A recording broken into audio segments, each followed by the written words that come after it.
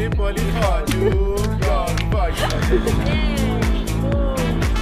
قیافه حسین ببینین هم لباسه های سکیوت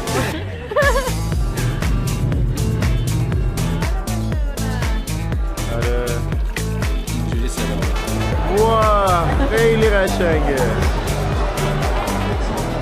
دلم میخواد به اصفهان برگردم.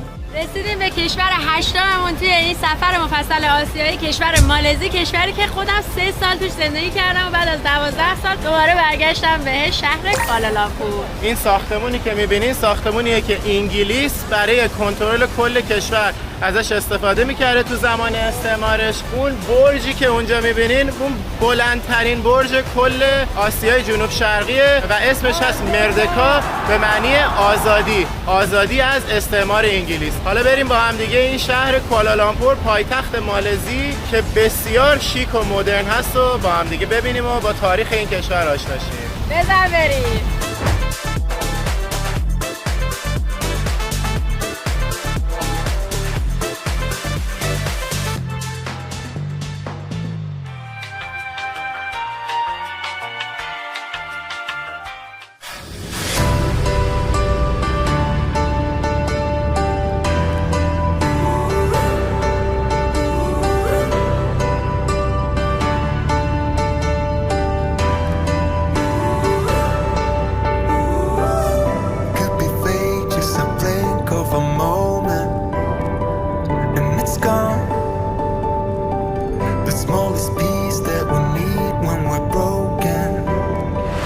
به کشور مالزی. اینجا هم زده Welcome to Malaysia.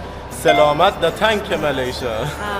از همین درای فرودگاه که خارج شدیم هوای گرم و شرجی مالزی زد تو صورتم. کلاً مالزی 3 تا فصل داره، گرمترین.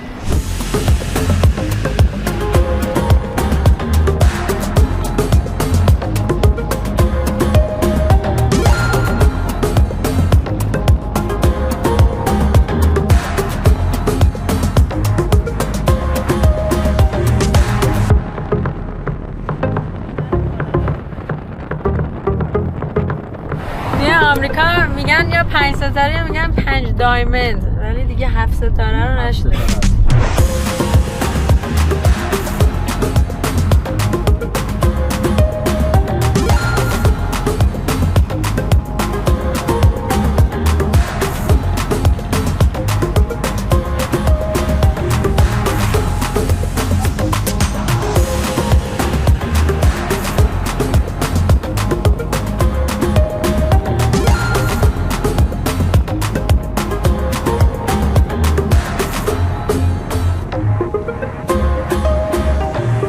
ماجرای مالزیمون مستقیم از همین فواره معروفش شروع و کرسیسی.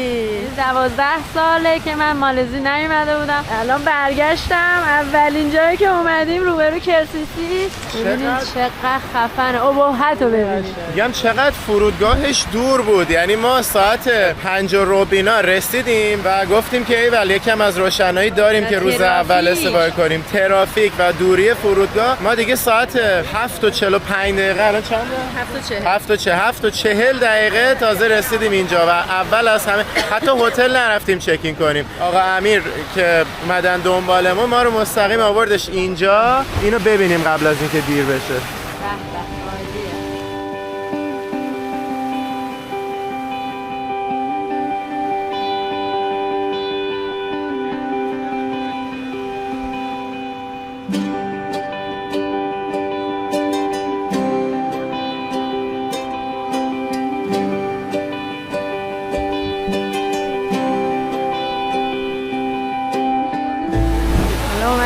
تپهه از اینجا ببینید.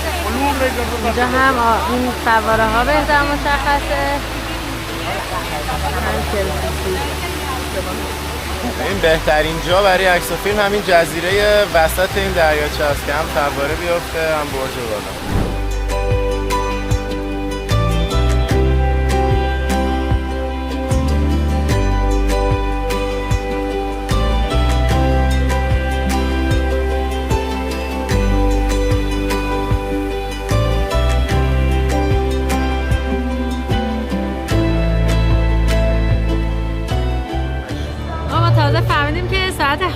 8 این رقص آبشون شروع میشه. الان موسیقی شروع شد و آماده‌ایم که این فواره ها و رقص فواره ها رو ببینیم.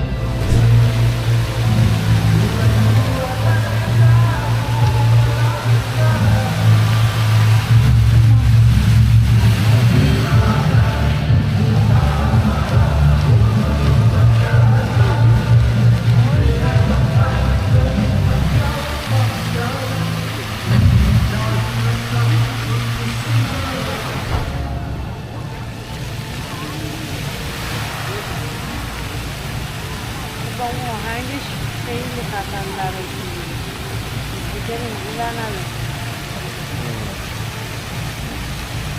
حالا داریم وارد خود کلسیسی میشیم، بعد بریم سمت ضلع شمالی و روبروی برج دوقلو که از اونجا هم عکس بگیریم. اونجا هم نگاه کنید کلی تزیینات رو درست کردن برای سال نو چینی. بعد یه چیزی که بعد حتما بهتون بگم اینه که اینجا کلا 3 تا قشر همیشه میبینید، هندیا و چینیا و مالاییا. خیلی ترکیب جالبی همیشه هستن. اون زمان همون 15 سال پیش که ما اومدیم قشر 4م هم بهشون اضافه شد. ایرانی‌ها خیلی بودن، خیلی ایرانی بودن که گفتیم 4 تا قشر دیگه الان داره. ولی خب متاسفانه دلار که گرون شد خیلی از ایرانی‌ها برگشتن ایران. اینجا رو ببین. باحال شده این تزیینات سال نو چینی. آره جالب. حالش مشکله خیلی فرق.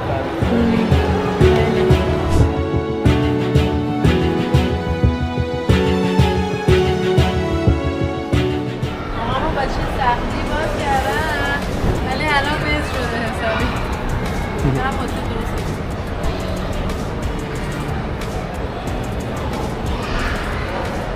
اومدیم ATM که پولا رو بگیریم و بهتون نشون بدیم. این هم از پولای مالایی. البته فقط برای نشون دادن نگرفتیم و برای خرج کردن گرفتیم. ولی اینا این 50 حدوداً $10 میشه، 10 هم حدوداً $2 میشه.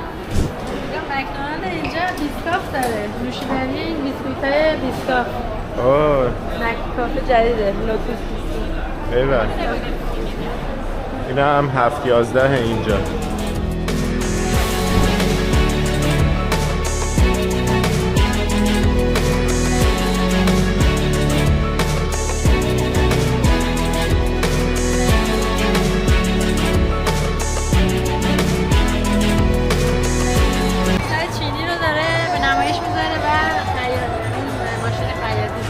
سعی کردم این لباسا رو در بیارم بپوشم، فکر کردم برای عکس گرفتن و بشینی اینجا اصلا داریم ویدیو اینا.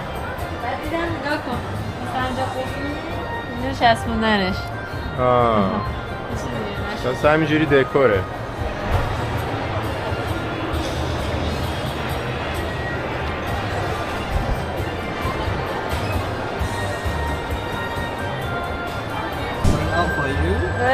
اینم از عکسمون فیلممون. اینم از عکسمون پرینت کرد و بهمون داد. 3 تا داد؟ نه یکیشه بعد. یکی داد.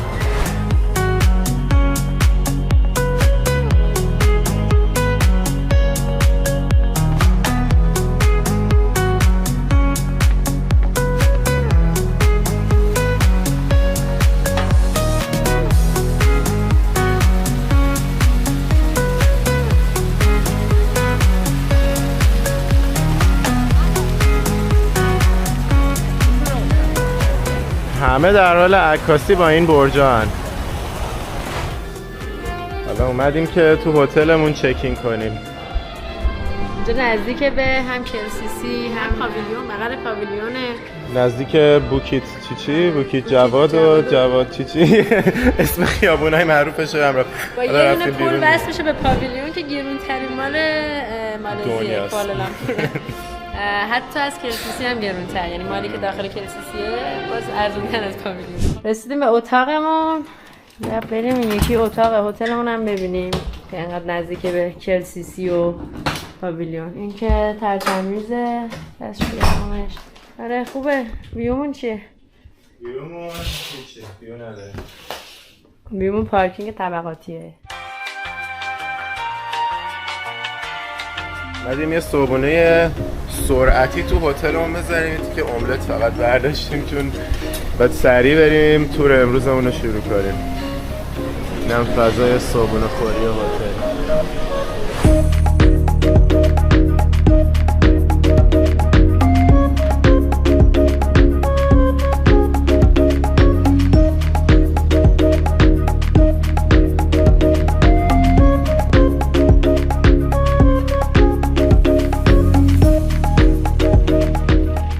اولین مقصدی که امروز اومدیم مسجد ملی مالزیه که شاید بشه گفت معروف ترین مسجد کوالالامپوره. حالا باید بریم یکم لباس اینا بهمون بدن خودمون رو بپوشونیم وارد شیم. چادر بندازم.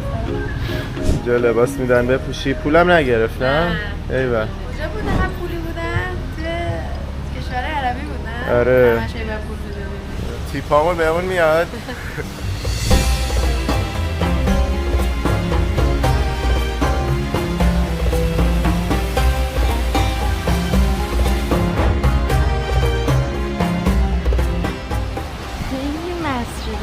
ساده است. آره اونقدی طرحی خفن. آدم اینجا رو میبینه حواس رقص هندی میکنه دور درخت میچرخه همینه بریم هندی بازی کنیم.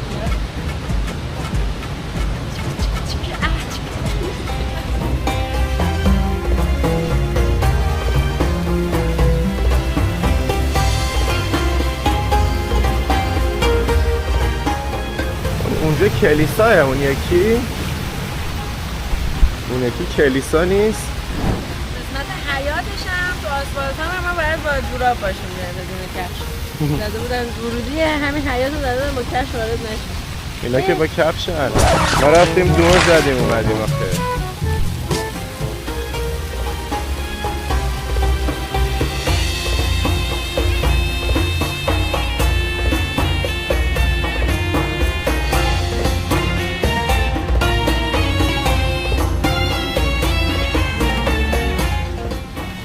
مسجد ملیشون دقیقاً بعد از اینکه استقلالشون رو تو سال 1957 از انگلیس میگیرن شروع میکنن به ساختن. حالا راجع به تاریخ مالزی در ادامه بیشتر صحبت میکنیم، ولی بعد از اینکه از انگلیس مستقل میشه تبدیل میشه به 13 تا ایالت و خب اسلام هم دین غالب بوده که خیلی از قوانین کشورشون رو بر اساس اون بنا کردن.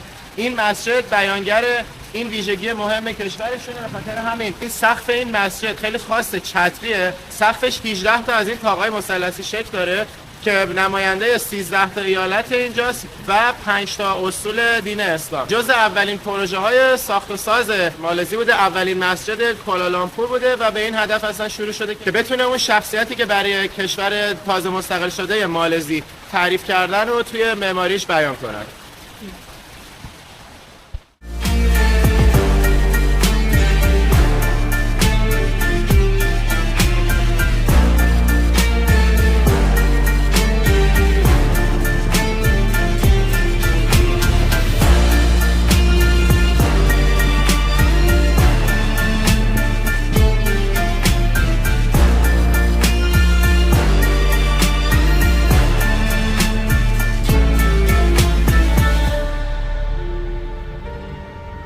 اینجا میدون مردکا به معنی آزادیه و گفتیم اینجا یکم راجع به تاریخ کوالالامپور و مالزی براتون توضیح بدیم خیلی خلاصه. اولا که مالزی قبل از قرن 15 هم یه سری حکومت‌های بودایی و اینا پراکنده توی این ناحیه بودن. بعد از اینکه در قرن 15 هم یه نفر به اسم سلطان اسکندرشاه که میگن اصالتا اندونزیایی بوده ولی اندونزی و مالزی خیلی کلا اینجوری تفکیکی نداشتن اون موقع، زبوناشون اینا یکی بوده و هر کدومشون یه سری حکومت‌های محلی داشتن، ولی میگه اصالتا مال اون ناحیه بوده و بعد از اینکه اون قسمت توی جنگ شکست میخوره فرار میکنه میاد اینجا توی شهر مالاکا که 2 ساعتی کوالالامپور امروزی هست یه حکومت بنا میکنه و پسرش که امروزه بهش میگن سلطان محمد شاه، میگن اسمش یه چیز دیگه بوده تغییر داده. این آدم به اسلام گرایش پیدا میکنه. دین اسلام خب از قبل اینجا یکم اومده بوده، ریشه پیدا کرده بوده ولی هنوز انقدر پخش نشده بوده. در واقع از تجار ایرانی و عرب که میومدن اینجا توی بندرها ساکن میشدن آروم آروم به اینجا رسیده بوده و دلیلی که انقدر تاجر ایرانی و عرب میومدن اینجا این بوده که اینجا قشنگ توی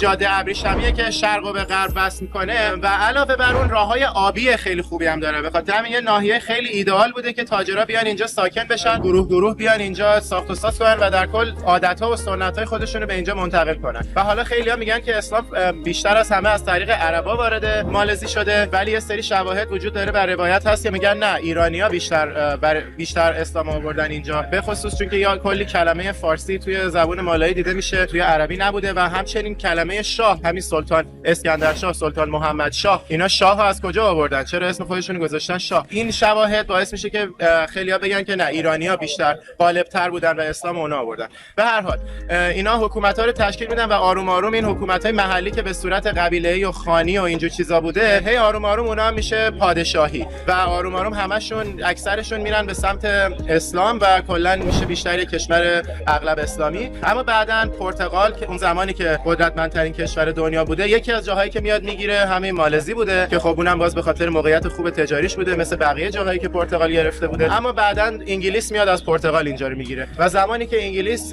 مالزی رو مستعمره خودش میکنه، میاد تمام این حکومت‌های مختلفی که توی این ناحیه بودن و به صورت فدرال با هم دیگه متحد میکنه و هر کدوم پادشاهی خودشونو داشتن ولی همه تحت حکومت انگلیس بودن.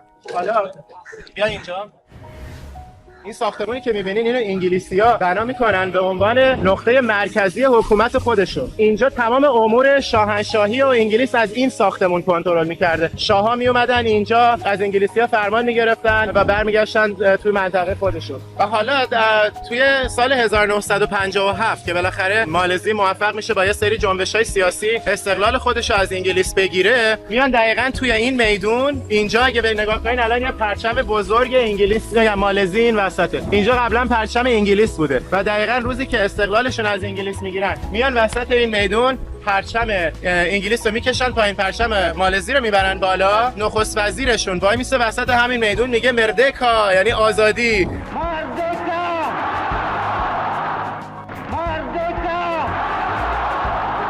و الان اون برج رو میبینین، اون بلندترین برج جنوب شرق آسیاست و دقیقاً حالت اون نخست وزیر رو داره موقعی که میگه مردکا و بهش هم اسم این برج هم هست، برج مردکا. 600 خورده متر ارتفاع داره. بعد از این قضیه هم دیگه مالزی همچنان مجموعه ای از پادشاهیاست، یعنی اینجوری نیست که یه دونه شاه داشته باشه، کلی شاه منطقه‌ای داره که البته 4 تا از ایالتاش هم به جای اینکه شاه داشته باشن فرماندار دارن که عملاً مثل همون شاه. یه دونه شاه‌ها دارن که 5 سال نوبتی عوض میشه بین این شاه‌ها، ولی میگن که شاه‌ها عملاً قدرت سیاسیشون خیلی زیاد نیست، به جز اینکه شاه‌ها کلی آدم وارد مجلس میکنه خودش که خب اون خیلی نفوذ زیادیه به نظر من، ولی در کل میگن که شاه‌ها بیشتر حالت نمادین دارن و اون نخست وزیره که یه نخست وزیر برای کل کشور دارن و اون چی میگن سیاست‌های اصلی کشور و سیاست‌های خارجی دست اونه و اون توی کوالالامپور حکومت میکنه. به خاطر همین کوالالامپور پایتخت کشوره. پلیسای اسب‌سوار داره اینجا. 1 2 ای بابا اینا اومد وسط که 1 2 3 1 2 3.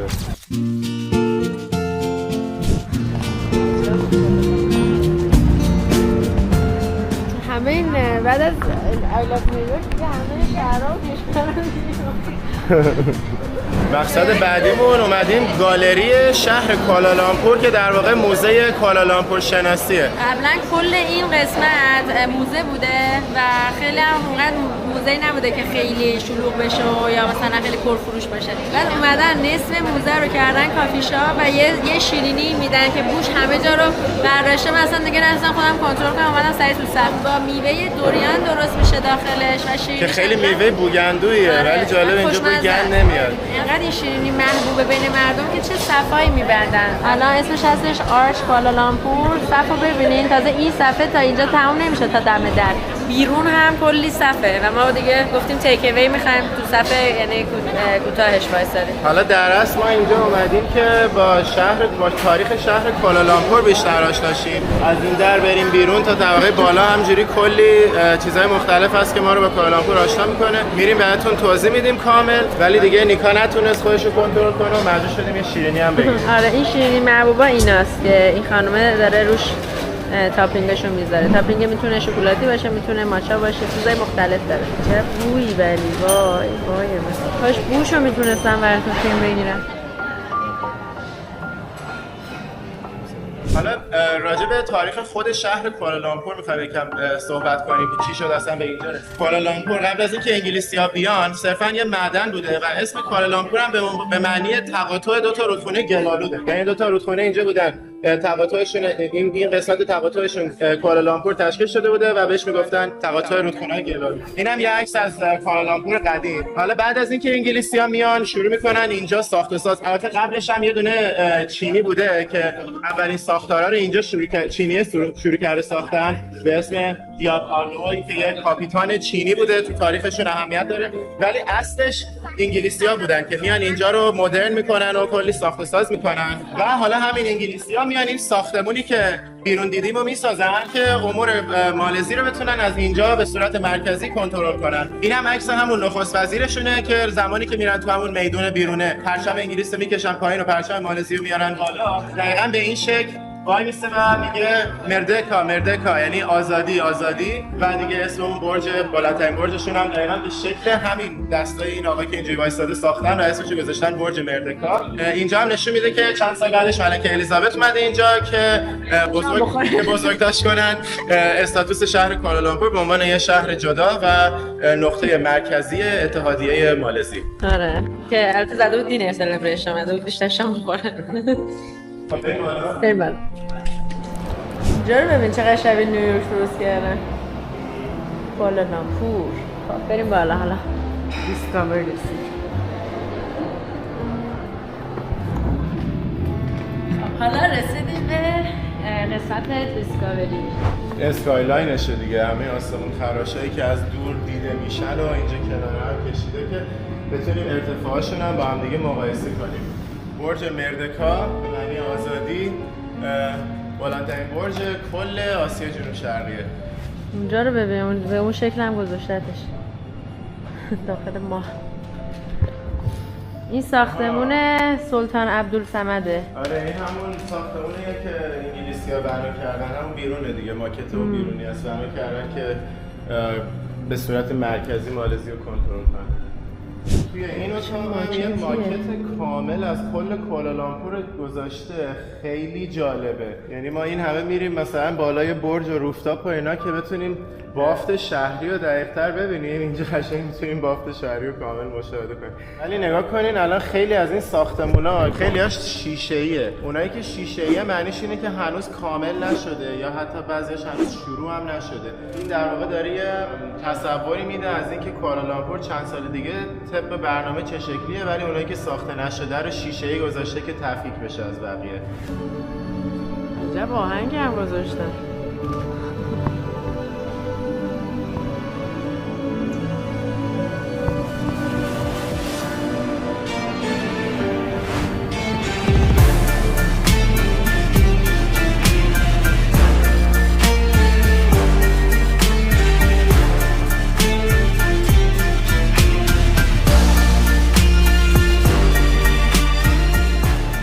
حالا اومدیم معبد چینی تیانهو. کلا توی مالزی به خاطر اینکه 3 تا فرقه اصلی وجود داره، چینی‌ها و هندی‌ها و مالایی‌ها، همه در کنار هم در صلح و صفا زندگی میکنن و ما می‌خوایم المانایی از فرهنگ هر کدومشون رو تو این سفر ببینیم و تجربه کنیم، به خاطر اینکه شخصیت کشور با مجموعه این 3 تا تکمیل میشه. این معبد چینیشونه و اینجا خود الهه تیانهوه که آب شفا بخش میده. حالا نیکا میخواد بهمون میان و برای اینکه شفا بگیرن میان روی این وای نیستن یا آدم مثلا زالو میزنن که مثلا زالو نمیزنن، فشار داده میشه از اینجا آب میاد. مثلا میشونن اونا، حالا میمونن به صورتشون و هر جا که میخوان برای اینکه شفا بگیرن و بهش میگن آب مقدس، آبش حیات، آب حیات. اونورم یه خدای دیگه است، خدای ازدواجشونه، اونم خیلی جالبه. کسایی که مثلا میخوان ازدواج بکنن اسم فامیلشون رو به اون تاریخی که میخوان ازدواج بکنن و میندازن و حالا میگن که اعتقاد دارن این خدای ازدواج سال یه بارم میاد این نامه ها رو میخونه و جوابشون رو برای آرزوهای ازدواجشون میده. یه سری از چینی‌ها میان اینجا نامزدی و عروسی و اینجور چیزاشونو میگیرن. جالب، اینجا میگن دفتر ازدواجشونه، اینجا که میرن برای ازدواجشون، اینجا فروشگاهشونه. اونم 3 تا خدای مختلفشونه. چینی‌ها خیلی خدا دارن، یعنی هر کدومشون یه کاری انجام میده. یکی خدای زندگانیه، یکی خدای رحمته، یکی خدای بخشندگیه. اینم 3 تا از خداهاشون. از آقا امیرم یه تشکر کنیم، راهنمامون توی این سفر مالزی. همه این اطلاعات خوبو داریم از ایشون میگیریم. دیگه. خیلی ممنون ازتون، واقعا معلوماتشون عالیه.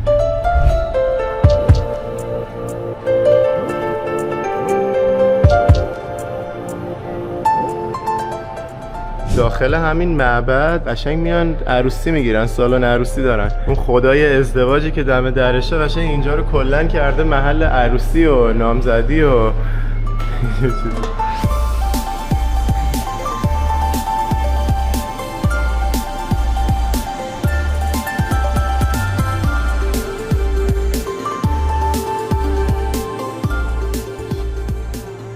واقعا از شهر کوالالامپور خوشم آمد، از ساختار شهریش واقعا قشنگ و شیک، سرسبز، همه جا ساختمون و درختای سرسبز همه در کنار هم کل شهر.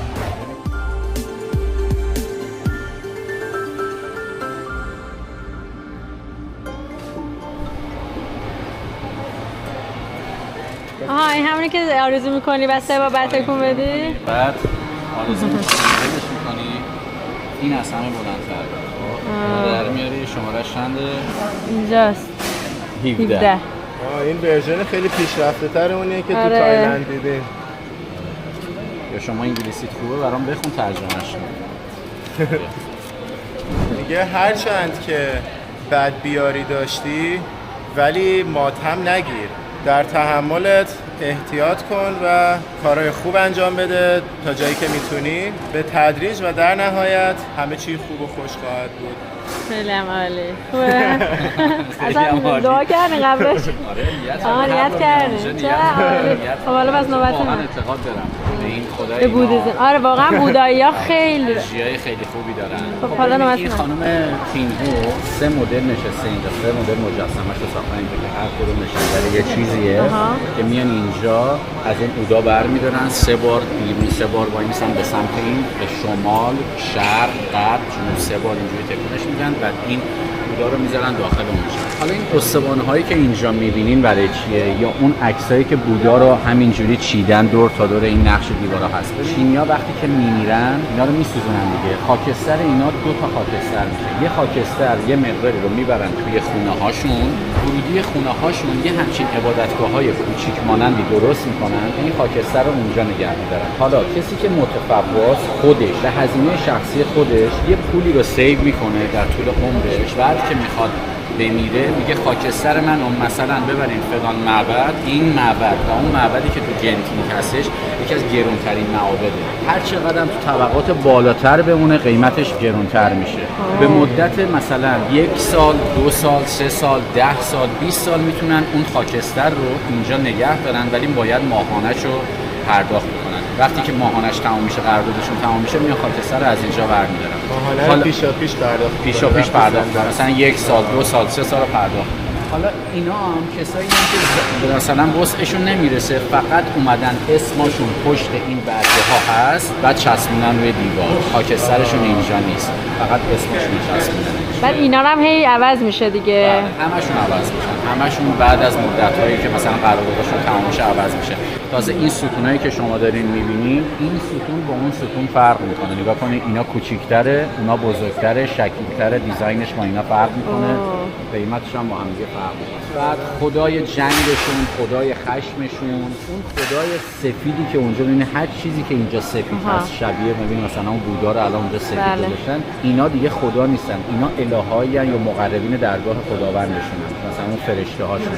حالا منم اومدم نیت کردم و دیگه 3 بار اینو انداختم تا بالاخره عدد 36 در اومد و برای منم نوشته You are blessed with happiness and longevity. یعنی تو نعمت خوشحالی و طول عمر زیاد داری، پس بسیار خوشحال باش، فقط نرو خودتو قاطی اتفاقات وکسیشس بکن. از زده برام هپی مریج دارم که داشتم good prospects born under a lucky star.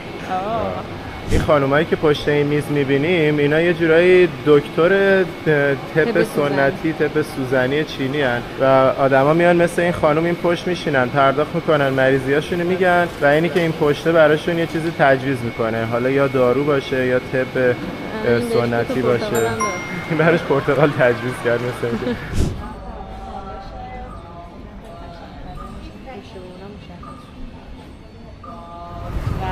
شهر زیر پامونه. نگاه از اینجا قشنگ برجا مشخصه. واقعا مناظر این شهر زیباست، هرچی من نگاه میکنم حظ میکنم.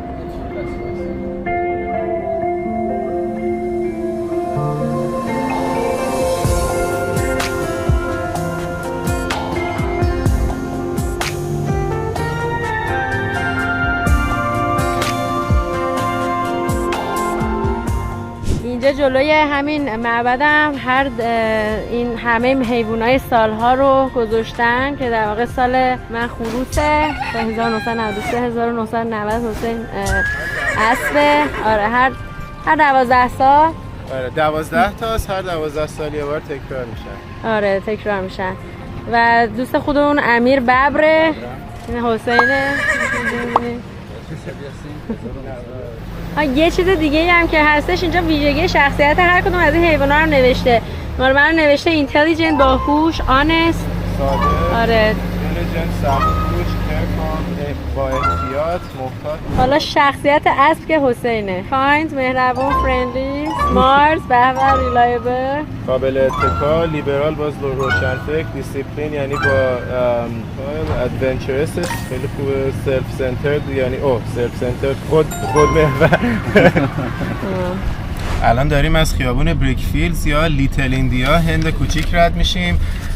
اینم بالاخره چون فرهنگ هندی جز شخصیت‌های اینجاست. همون که گفتم سه تاشو دارن، چینی، مالایی، هندی. اینجا الان قسمت هندی شهر رو میتونیم ببینیم.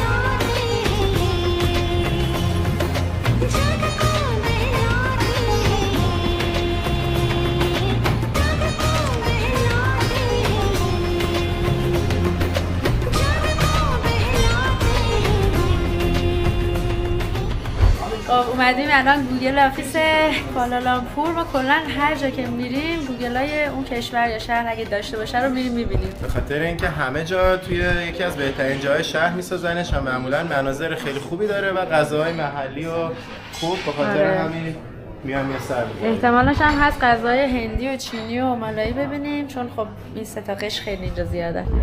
اینجا رو ببینیم کرسیسی. ما اول از همه اومدیم قسمت رستورانش که مثل همیشه بوفه است و خیلی هم منظره قشنگی داره به شهر. تازه یه طبقه 28 هم داره گوگل که می‌خوایم اونجا هم بریم شهر رو، نماده بالایی شهر رو هم از اونجا نشونتون بدیم. تو این سفر آسیاییمون سومین دفتر گوگلی است که اومدیم. قبلش تایوان و هنگ کنگ رو رفته بودیم. بانکوک رو نتونستیم بریم چون آخر هفته فقط شنبه اونجا بودیم. 2 تا دیگه بعد این قراره بریم جاکارتا و سنگاپور. چه غذاهایی عالیه. اینجا چیکن رایس اندومنس داره. چقدر سنگینه قابلمه های درش. اینجا قسمت دسرشه. آره میوه داره، چایی داره و نوشیدنی داره. منگوستین جزشه. آیستی اولانتی میخوام اولان بگیرم. اینو من میخوام. حالا داریم میریم قسمت گیم رومش رو ببینیم. چقدر هم خلوته، همه الان دارن سر کارشونه. اینجا فقط میتینگ رومه، این اتاق جلسه شه. حسین اتاق جلسه یوتیوبی هم داره. حالا رسیدیم طبقه 28. اینجا رو لگو گذاشتم برای کارمندا بیان لگو بازی کنه. اسم تو سریع اینجا بنویس بزن اینجا بمون. پرشین اکسپلوررز بزنی سر. برو اون ورش هم ببین. اینجا جاییه که برای ویزیتورها کسایی که میان بج میگیرن، مثل بجی که برای من گرفته شده. چقدر جالبه یهو وارد این تونل میشی. این آفیس گوگل اینجا خیلی کوچیک‌تره. ما اصلا مایکرو کیچن ندیدیم، یعنی در حد اینکه مثلا یه دونه یخچال کوچولو باشه و چند تا نوشیدنی فقط اسنک و اینا اصلا هیچی ندیدیم اینجا. حسین کجا در رفتی؟ باغچه قشنگی درست کردن، باغچه معلق آویزون. آره باحاله. بلندترین برج این کشور. خیلی خوب.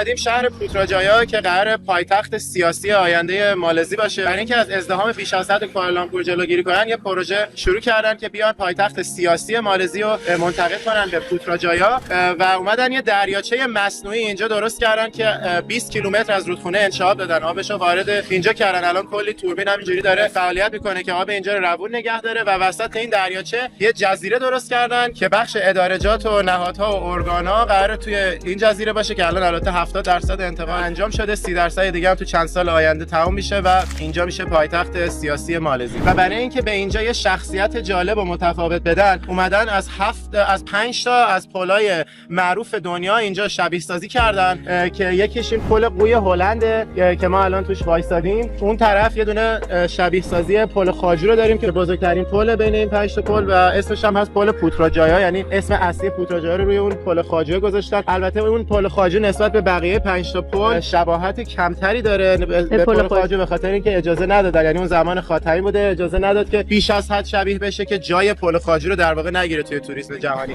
اون طرف شبیه سازی گلدن گیت سان فرانسیسکو و 2 تا پل دیگه داره که از سیدنی و فرانسه شبیه سازی شده است. 2 تا مسجد خیلی منحصر به فرد با دیزاین متفاوت هم اینجا وجود داره. یکیش این مسجدیه که روی آب ساختنش، بهش میگن مسجد صورتی که میریم از جلو بهتون نشون میدیم. یکم اون برای مسجد آلومینیومی شکلی که از رئال مادرید، از باشگاه رئال مادرید دیزاینش رو برداشتن و 90% از آلومینیوم درست شده و بقیه‌اش بتونه. و همچنین برای تهویه‌اش هم از بادگیرای طبیعی یزدی الهام گرفته و اون کاخی که گنبد سبز داره اون کاخ نخست وزیریه و اون طرف کاخ پادشاه سرانگان، تنها پادشاهی که اینجا اجازه داره کاخ داشته باشه. اینجا در واقع از ایالت سرانگان جدا حساب میشه چون پایتخت قرار باشه. منتها چون از زمینای سرانگان بهشون بخشیده شده برای ساختنش، کاخ پادشاهی پادشاه سرانگان اجازه داره که اینجا باشه و بعضی وقتا میاد اینجا میره. حالا الان هم می‌خوایم سوار قایق بشیم، بریم داخل دریاچه رو با تور قایق بگردیم.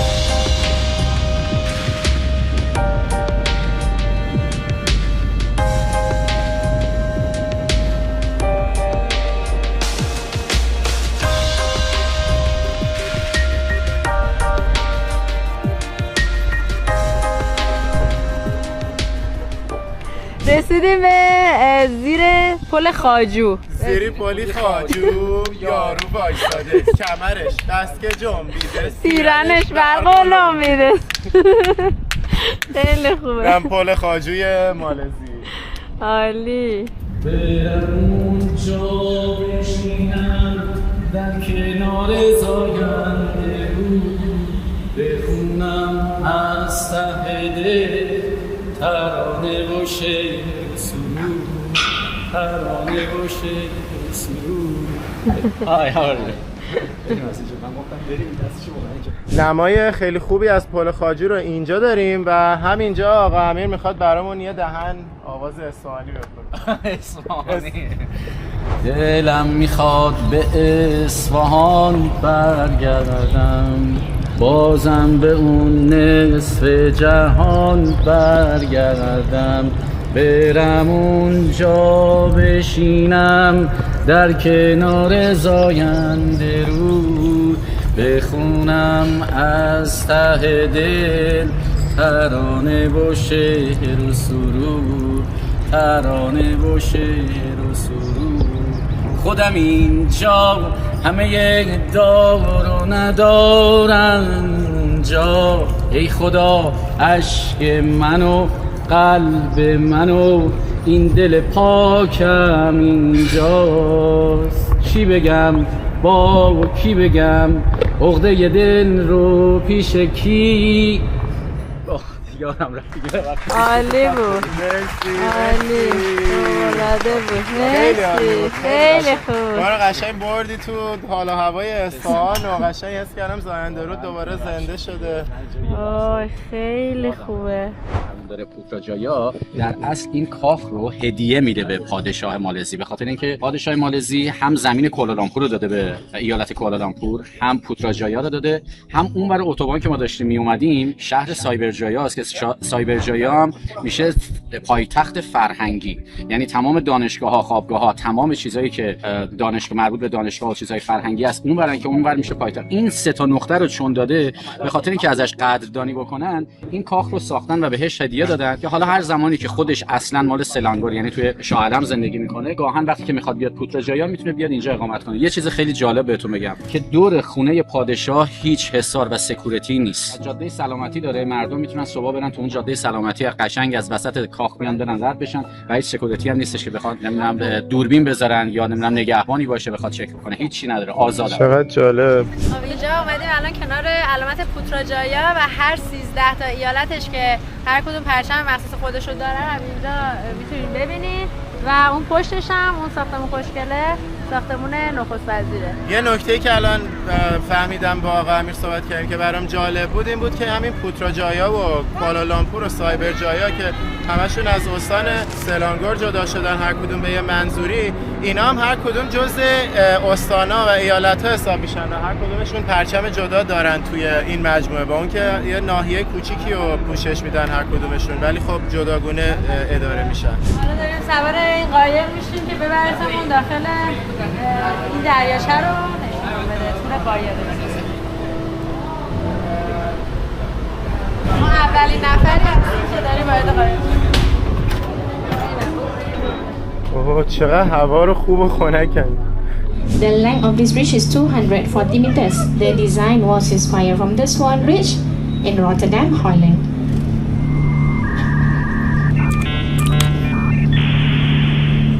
Putrajaya merupakan bandar yang terancang terletak 25 km di selatan Kuala Lumpur. Idea untuk membuka bandar ini dan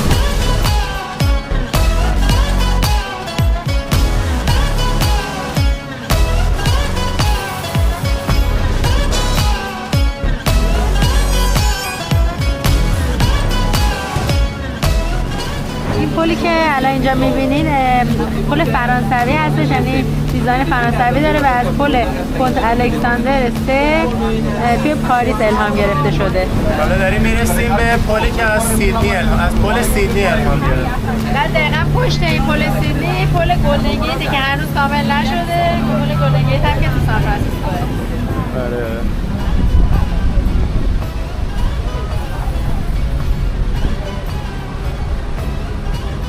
این پل گلدن بریج این یکی که کامل هم نشده، احتمالا باید کامل شد تازه رنگش میکنن. این مسجد دیدم که میبینی هم مسجدی که از 90% از آلومینیوم درست شده و بقیهش از بتونه. سیستم تهویه‌اش کاملا از روی بادگیرای طبیعی یز ساخته شده و اینش هم خیلی جالبه. این به نظرم از همه پلا قشنگ‌تر بود اینجا. ولی اون گلدن گیت به نظرم از همش کمتر شای بود. ولی آره من فکر کنم هنوز نشه. اصلا نساختنش، این ور اونورش هم هنوز کامل نشده بود.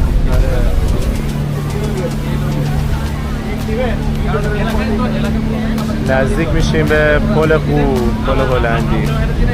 حالا در این صحنه پل خواجو رو می‌بینیم. مسجد صورتی و دیگه اون کاخ نخست. دیگه بهترین قسمتش اینجاشه. این هم که کاخ پادشاه سلانگور، تنها کاخی که میتونه توی پوتراجایا وجود داشته باشه.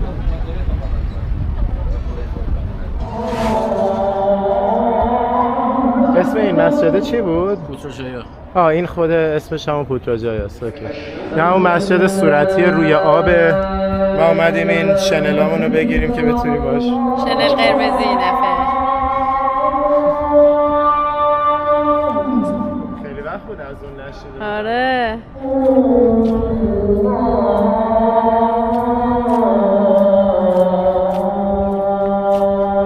خانمه توی قایق گفتش که این مسجد هم از سبک ایرانی، ترکی و عراقی الهام گرفته.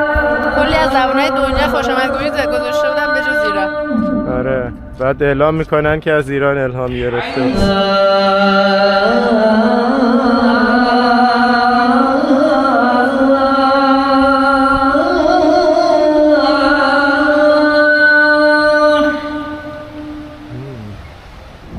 این مسجد پوتراژایا ترکیبی از چند معماری کشورهای مختلف ایران، ترکیه و مراکش. وقتی که به گنبد نگاه می‌کنیم، تمام مسجدهای سنی داخلشون سقف داره. این مسجد و مسجد بعدی داخل گنبدشون خالیه که از طرح صفویه برگرفته شده، ولی محرابایی که این کنج 4 تا خورده آینه کاری داره از مسجد شیخ صفی این طراحی رو برداشتن. حالا میایم روی این دالبرایی که توی سرستونا میزنن، توی معماری ایرانی به صورت گرده ولی اینجا شارپه، یعنی بریده شده اومده که اینا معماری ترکیه. حالا روی لوسترها و پنجره ها اگر دقت بکنید اینا معماری مراکشه. اینا جمع‌بندی شده و این مسجد رو از 3 تا کشور معماریشو گرفتن و درست کردن. حالا چرا صورتی درست کردن؟ مهندس ناظری که یه روزی اومده بود روی این زمین اینجا رو می‌خواسته اون بیرون وایستاده بوده، غروب‌های آفتاب اینجا ساعت 7 خورده میاد که مثلا غروب میشه. وقتی که به سمت غروب آفتاب داشته نگاه می‌کرده، ابرایی که اینجا وای می‌سادن آسمون کاملا صورتی می‌شده، ابرا صورتی شده. به خاطر همون نما این مسجد هم برمی‌دارن رنگش هم رنگ صورتی می‌کنن که اون تداعی غروب هم داشته باشه. غروبی که اینجا مثلا داره پوتراژایا صورتی رنگ میشه، ابرا اونم داشته باشه. به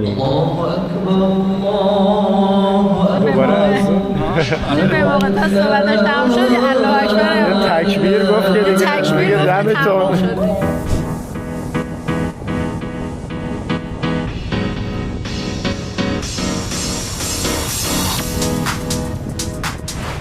دیوان عالی پوتراژایا هستش که طرحشو از طرح تاج محل هند گرفتن. دادگاه بزرگ کشورشونه. دقیقاً روبروی همین دادگاه این مسجد پوتراژایا، یکی مسجدشو می‌بینین که گفتیم 90% از آلومینیومه که الان میریم از نزدیک‌تر هم بهتون نشونش میدیم. مانتوها رو داد که بپوشیم. مانتوهاش هم خیلی شیک‌تر از مانتوهای اون یکی هست، نه؟ قشنگ ترتمیز. اسمش هست مسجد چی؟ توانکو زین العابدینه.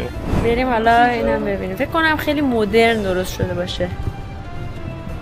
اوه اینجا چیزشه، پا دستاشونو میشورن. وضوخونه. چه وضوخونه چیزی داره؟ مدرنی داره. چقدر جا کشی کردن. اینجا 8000 نمازگزار میتونه نماز بخونن. 8000. این مسجد هم مثل اون معبده بودی که رفتیم تینهو امروز رفتیم که سند ازدواج می نوشتن اینا. این مسجد هم دقیقاً عین همون مسجد ولی برای مسلماناست که اینجا میان سبت، بعد از اینکه سبت ازدواجشون رو میکنن اینجا میتونن نهار بدن، شام بدن، مراسمشون رو اینجا بگیرن. بعد اینجا هم سند ازدواجشون رو براشون صادر. پس یعنی توریستا دیگه نمیتونن اینجا بیان، توریستای خارجی که مسلمان نیستن گاهن نه مگر اینکه مجوز بگیرن با مجوز میان. مثلا ما الان داریم ساعت نماز داریم میریم، ولی اگر یه توریست خارجی حتی مجوز هم داشته باشه تو ساعتی که دارن اینا نماز میخونن کسی حق نداره. خب پس چرا به من وقتی که گفت مثلا مسلمانی نگفت چرا؟ خب پس اگه مسلمانی حجاب نداری. همینجا قبلا توضیح دادن که خود مالزی فقط توی شرکت‌ها توی آفیساشون حجاب داشته باشن و توی همین مساجد ولی میتونن که بدون حجاب توی ساعت زمان خودشون اوقات فراغتشون که بیرون هستن بدون حجاب برن. البته توی کوالالامپور فقط توی همه جا همینجوره، ولی بعضی از شهرهاشون هستن که نه حجاب رو رعایت میکنن. خارج از کوالالامپور هر چقدر بریم دورتر شهرستان‌ها یه خود بسته‌دار و تعصبی ترن، ولی تو کوالالامپور اینجوری نیست. توی کوالالامپور شاید تو خود همین پوتراژایا که یه شهر، اتفاقا یه شهریه که حجاب رو رعایت میکنن به خاطر بودن این دوتا مسجد، ولی گاهن شما مثلا میری صبح که میری برای بدو و ورزش و اینا میبینی خانمایی هستن که بدون حجاب اومدن. مسجد زین العابدین 90% از استیل و بتون درست شده. طراحیش که گفتیم بادگیره، از بادگیرهای یزد استفاده شده. مثل کولرهای قدیمی بودش که ما پوشال استفاده میکردیم، آب میومد پوشالا رو خیس میکرد. آب از این بالا میاد روی این پنجره ها میشه پوشال و میچکه این پایین، باد از اینجا میزنه این داخل خنک میکنه.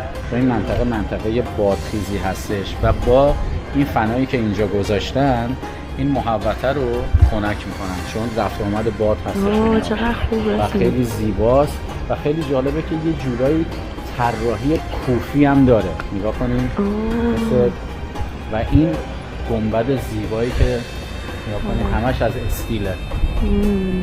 وسطش هم الله، وسطش هم نوشته الله.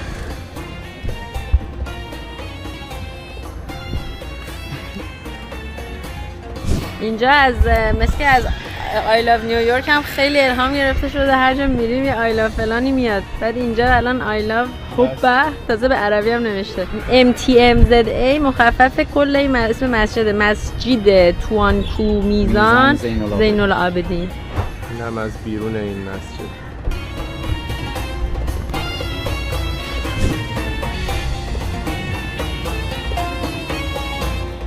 حالا اومدیم بام پوتراجایا که از اینجا شهر رو ببینیم. این پلی هم که پشت سرمون می‌بینیم هم پل فرانسویه که از روی قایق دیدیم و معروف به پل عشاق. اینجایی که هستیم در واقع بالکن ساختمون کانونشن سنتره، محلیه که اجلاس و کنفرانس و اینا برگزار میشه. حالا از این پایین میتونیم یکم ببینیمش. اینو میدم بالا.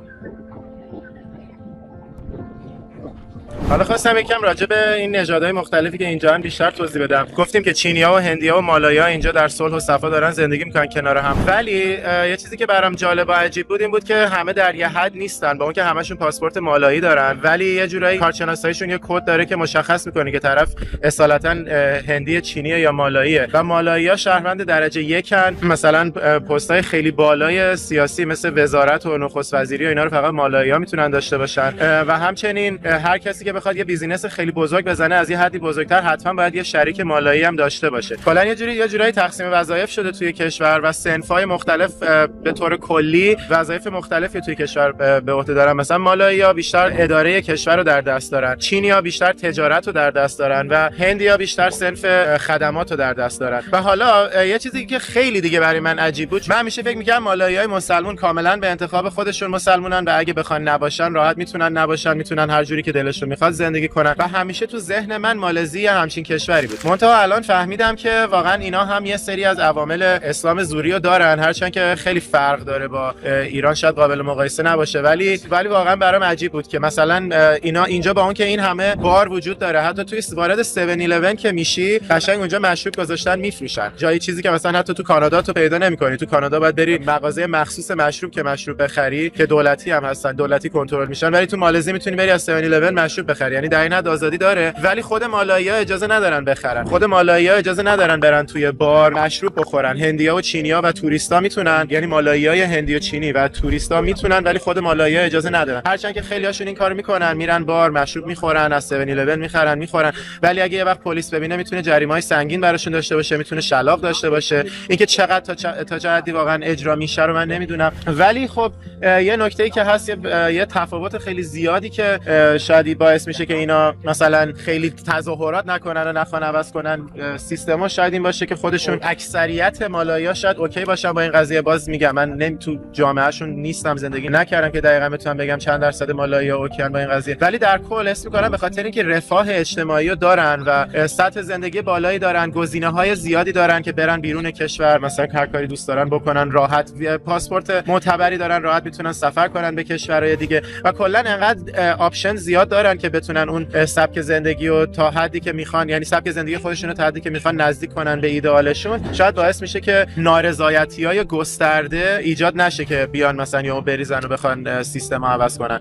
و تا الان جواب داده، ولی همچنان توی سیستمشون خیلی فساد وجود داره که اینم برام خیلی عجیب بود. پلیسای رشوه‌گیر خیلی اینجا زیادن. تمام این چیزا رو من تازه راجع به مالزی فهمیدم و هیچ وقت واقعا فکرشو نمی‌کردم. توی سیستم سیاسیشون خیلی فساد وجود داره، توی سیستم پلیساشون، ولی همچنان یه جوری سیستم داره کار میکنه، چون که رفاه اجتماعی شهروندا همچنان جزء اولویات هست. یعنی هر چقدر که فساد باشه اون رفاه همچنان بوده تا الان و باعث شده که کشور یه کشور موفقی بمونه و رو به پیشرفت باشه همچنان. حالا دیگه ببینیم مسیر آیندهش چجوری خواهد بود. شاید هم یه روز واقعا مالایی‌ها بگن چه وضعشه، چرا ما نمیتونیم آزاد باشیم، بیان تظاهرات بکنن. هیچ کس نمیدونه واقعا، ولی شرایط فعلی تا جایی که تونستم بفهمم اینجوریه. دیگه اگه کسی اطلاعات دقیق تری داره راجع به این قضايا لطفاً کامنت کنه. قطعا من با سفر 2 روزه اطلاعاتم خیلی ناقصه و تا جایی که تونستم اینجا یکم بپرسم و یاد بگیرم خواستم بازگو کنم.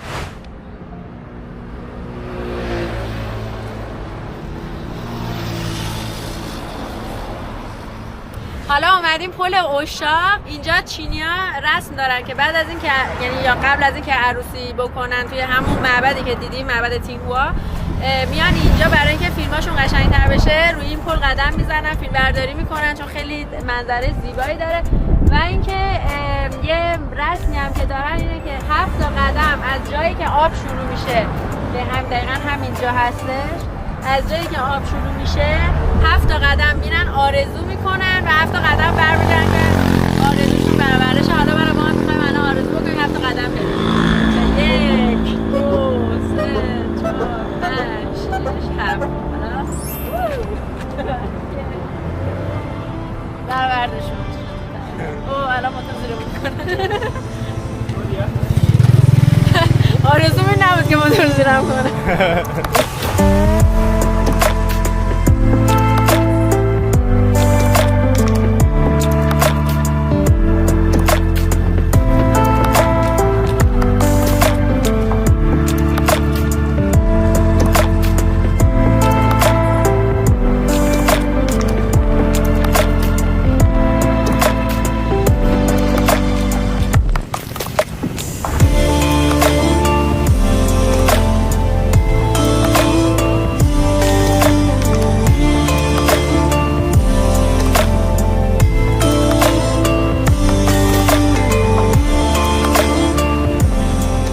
اومدیم مال پابلیکا، یکی از مالای بالا شهرشه و داریم اینجا بریم رستوران ایرانی.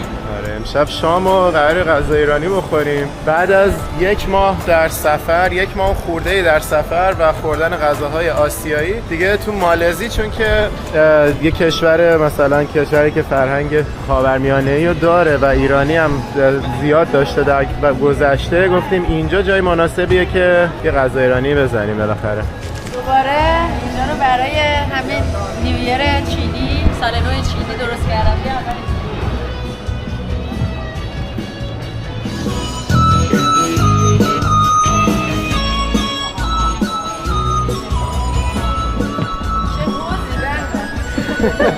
ماهیای علکی نکنه LED بذارن. هزینات سال نو چینی تو همه مالای اینجا هست الان.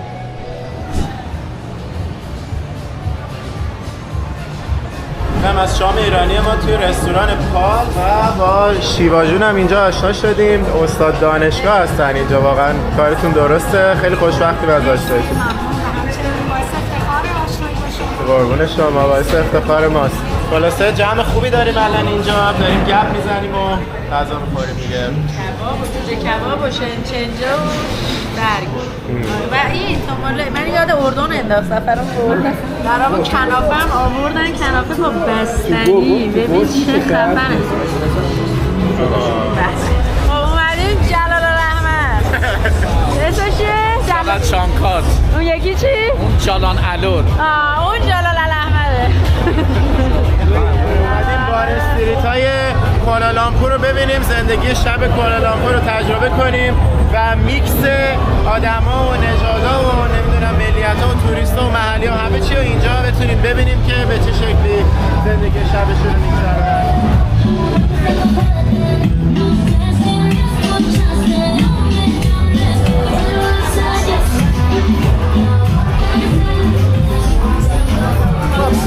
از این بارهای تابی هم داره. قیافه حسین ببینین چرا اینجوری شدی حسین؟ میگه آبجوه بعد 20%.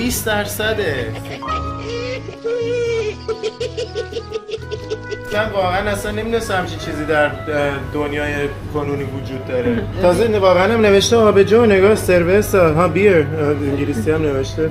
سوجو خوردی عرق کره‌ای؟ آره فکر کنم یه بار خوردم. ژاپنی مگه نیست؟ نه کره‌ایه سوجو. آره. یه دونه شبیه شد.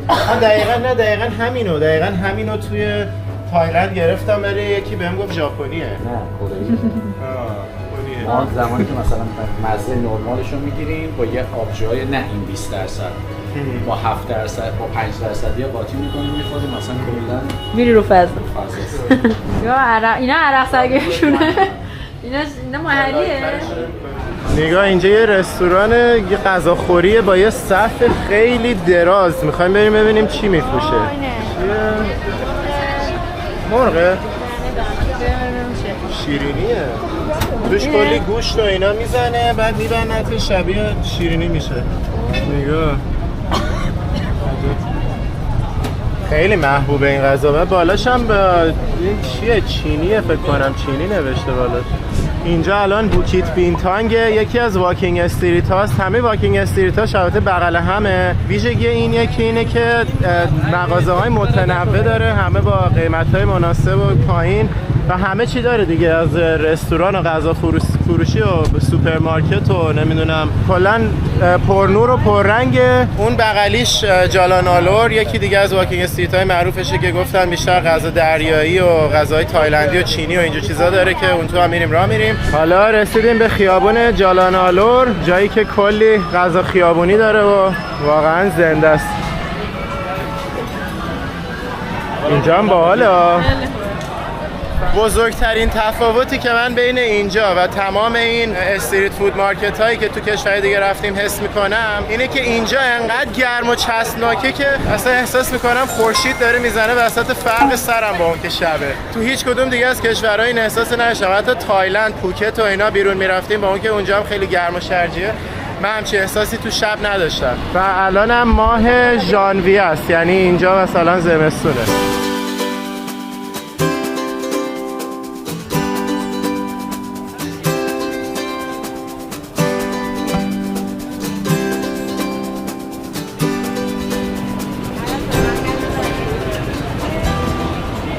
عجب غذاخوری جذابیه اینجا. ببینید اینجا بهش میگن گریل فیش کیک. گریل فیش کیک داره که لای بامبو پیچیدنش، ماهی که لای بامبو پیچیده. این دوریان هم که میگه میوه محبوب آقا امیره و خیلی هم بو میده. هم لباس عروس بود؟ نمیدونم ولی لباس نیمه عروسی پوشیده. حالا بابی پیگا اینجا گوشت خوک هم میفروشن. این ور خیابون گوشت خوکه، اون ور خیابون گوشت حلاله. این جک فروده. اون جک فروت آره، ولی این دوریانه. این دوریان سرخ شده است. سرخ شده است. ما اومدیم دوریان بگیریم این دفعه. میوه خیلی با بوی خیلی شدیده که خیلی هم خوشمزه است. خب حالا بذاریم ببینیم این میوه بوگندوی خوشمزه چجوریه. دادم فیوریته چیزه بابا. آره آقا امیر هم گفتش که میوه مورد علاقه شه. چطوره؟ بخور. قیافت اونجوری نکن، بخور. Maybe you can find somebody new, somebody who knows just what to do when you get all fired up and you این چه قیافه‌ای بود؟ درد نشد. حالا بذار من ببینم. آخرش اوکی شدم. مثل عرق بو نکش، بذار تو دهنت، نفس نکش، بخور بره پایین بعد نفس بده. اینو بعد این چرا اصلا نمیاد بالا؟ آخرش اوکی شد با دست تازه. بزن برو بالا، چرا اینجوری لیچش میکنی شما؟ این چرا بوش اینجوریه؟ بوشو چیکار داری؟ طعمش مثل پاستیله. بخور ببین سالمه؟ میگه بخور سالمه. ببین سالمه یا واقعا خرابه؟ این چلو کباب. من باورم نمیشه این سالمه. سالمه؟ میگه این چلو کباب رفت. بعد میگه من اینجوری نمیتونم بخورم، باید 1-2 کیلو بخورم تا راحت نیم کیلو 1 کیلو راحت میخورم. خیلی عجیبه واقعا. من همچین چیزی اصلا نمیدونستم میتونه وجود داشته باشه. میدونی چقدر خوبه؟ میدونی چرا مزهش اینجوریه؟ کینگ فرود دنیاست، به خاطر اینکه تمام ویتامینا رو با هم مولتی ویتامین رو درست میکنن. شربت رو دیدی یه مزه میده، به خاطر اینکه بچه‌ها بتونن بخورن بهش اسانس میزنن، چون تمام ویتامین ها رو داره این مزه رو میده. این بو رو میده. اصلا به این میگن کینگ آف فروت، به منگوستین میگن کوین آف فروت. این ملکه میوه هاست، این شاه میوه هاست. میخوری بازم؟ نه مرسی. خب پس من بقیه‌اشو میخورم. آره برو بالا، برو بالا. بخور ویتامین بدنت بیاد بالا. اونو برای چی بهش میگن ملکه میوه ها؟ خیلی خوشمزه است، خیلی خوش‌خوراکه و ترده. ترده. ببین واقعا خاصیت‌های اینو نداره. شاهو. واقعا شدیده بود. واقعا شدیده. یعنی من اینکه همه چی رو میخورم خیلی شدیده بو مزهش. بعدم همه هتل‌ها می‌نویسن نو اسموکینگ نو دوریان، یعنی همه‌شون بلا استثنا می‌نویسن نه سیگار نه دوریان. یعنی انقدر بده که در حد هم لول سیگار قرار میگیره و اجازه نمیدن تو هیچ کدوم از هتل‌ها دوریان ببریم. مثلا ما باید همه رو همینجا می‌خوردیم این شکل. باورم نمیشه. اولین مقصدمون تو روز دوممون مالزی اومدیم باتو کیو. اینجا یه کلی پله داره تا برسیم به بودا و کلی میمون که قراره از سر کولمون برن بالا. یه معبد هندی خیلی معروف، هندوه دیگه آینه، معبد هندوه. یه معبد هندو خیلی معروفه، بهترین جاییه که اون قسمت هندی مالزی رو تجربه کنیم. ببینید بچه‌ها باتو کیف سرگذشتش اینه، داستانش اینه که میگن که تقریبا 170-80 سال پیش بازرگان هندی بوده که یه بچه‌ای داشته تقریبا ناقص الخلقه. بعد خیلی اذیت می‌شدن بابت این. میاد این بازرگانه به این هندوهایی که توی این معابد کار می‌کنن، حالا میریم توی این معابد هر تیکر نگاه می‌کنیم اینا هم خداهای مختلفی دارن که این معابد این موهبا وایسادن اونجا.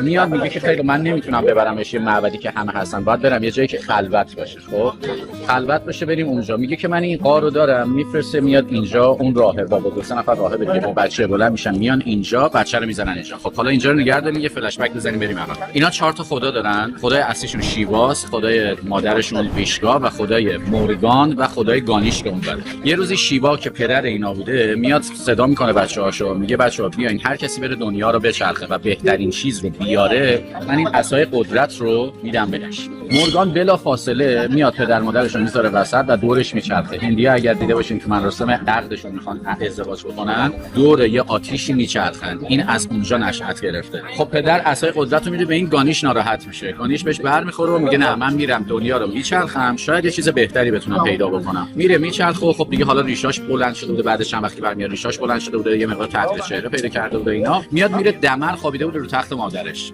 خب شیوا هم یه آدم هندیام تعصبی دیگه تو زنش. میاد نگاه میکنه یه مرد غریبه رو تخت زنش شمشیر در میاره و کله بچه رو میزنه. دفعه ویشنو میاد میگه که چیکار کردیم بچه‌مونو؟ دستور میده همونجا، میگه برین توی جنگل بچرخین، اولین حیوانی رو که سرش به سمت راست بوده و خوابیده قطع بکنین بیارین و هم بزنن رو بدن این، که اونجا گانیش رو زنده میکنن. از اونجا بعد گانیش میشه خدای زندگان و شفا دهنده و ایشون هم میشه خدای قدرت. حالا بعضی اعتقاد دارن میگن سر فیل رو گذاشتن که توی این چیزا نگاه بکنین سر فیل هست، سر میمون هم هست. حالا برمیگردیم به این داستان راهبا که با بچه‌ها اومده بودن اینجا. بعد از 21 روز، یه روز که اینا خواب بودن، یه دفعه بلند میشن میبینن یه بچه سالم رو تمام میمونا هم دورش جمع شدن و دارن با این بازی میکنن. میگن که گانیش تو قالب این میمونا اومده و این بچه رو شفا داده. از اونجا بعد این معبد میشه، اینجا میشه محل بزرگترین عبادتگاهش. حالا یه سری مراسمی دارن. اگر دقت بکنیم امروز یه سری از بچه‌ها یا خود اینا رو میبینید کچلن و اینکه یه چیزای زردی مالیدن، اون فضله گاوه که با یه رنگ قاطی میکنن میمالن به سرشون. بعد بچه‌هاشون رو میارن اینجا میبرن پیش خداهاشون تبرک میکنن بعد از اینکه بچه 3 ماهش میشه. حالا هم میتونن پدر و مادر کچل بکنن، هم میتونن یکیشون کچل بکنن، ولی بچه حتما باید کچل باشه. و یه چیز دیگه ای که دارن، 2 تا جشن دارن، جشن تایپوسان و جشن دیپاولی، که تو جشن تایپوسانشون که جشن اصلیشونه، اینا 40 روز روزه آب میگیرن. نه اینکه فکر کنیم آب نخورن ها، نه، آب نمیخورن و آبم نمیذارن به بدنشون برسه، یعنی حمام نمیرن، دست به آب نمیزنن. 40 روز همینجوری با این بدن گندوی جنبیده بعد میان اینجا. گلا رو دم در دیدین؟ آب مگه میشه نخورن تو 40 روز؟ نخورن دیگه. روزه میگیرن دیگه. اینا میان اینجا میخوان عبادت بکنن. به خاطر اینکه اون بوی تعفن از بین بره و این بو نباشه، مطبوع گاو میزنن. گلایی که جاسمین مینداختن در گردنشون، کوچیکا رو میندازن گردن خودشون، بزرگا رو هدیه میدن به خداهاشون. این رسم هندیاست و خداهای مختلفی دارن. حالا باید بریم تو این عبادتگاه رو ببینیم. شما هم زحمت میکشین، 272 تا پله رو میرین بالا. 2 تا دونه هم بالا هستش، از این معبدها هستش، میتونین برین ببینین. گاهن خودشون بعضی موقع ها میان با زانو نیت میکنن، با زانو این پله ها رو میرن بالا. تازه 2-3 تا چیز سنگین هم میذارن رو سرشون که اینا مثلا ریاضت بکشن برن بالا. و بزرگترین معبد هندوها خارج از کشور هنده که سر این 2 تا جشنی که بهتون گفتم معمولا یه چیز بالغ بر بیش از 2 میلیون نفر بازدید کننده داره که یه زمانی اینجا اصلا کل این محوطه رو میبرن و اصلا تردد نمیشه کرد. و اسمش هم که بهش میگن باتو کیوز دیگه. 2 تا غار اینجا هست بهش میگن باتو کیوز. اولین معبدی که وارد شدیم نزدیکترین معبد به این بودای عظیم بود. ببینید چقدر اینجاها نقاشیاشو تازه کردن. 12 سال پیش که من می‌اومدیم اینجا دیگه تقریبا همه اینا رنگ و روش رفته بود و یه سریاش هم جدیده. هم دیگه کلی دوباره رنوویت کردن. تمیزتر شده. مثلا عشق می‌کنی ها؟ خیلی جالب. آخه ما همش معابد بودایی رفتیم، نهایتش دیگه میکس بودایی و هندویی بوده چیزایی که توی مدت دیدیم، ولی این یکی دیگه هندوی خالصه. ببینید این الان همون از همون آدماییه که مدفوع گاو به سرش زده. این هم آخوندای معبد هندی هستن. آره اینا راهباشون هستن. اینو نگاه کنیم بچه‌شو گذاشته داخل یه دونه بخچه که ببره تبرک بگیره.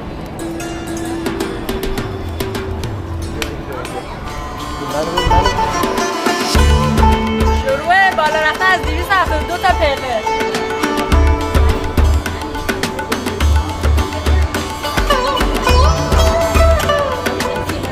خیلی مراقب باشیم میمونا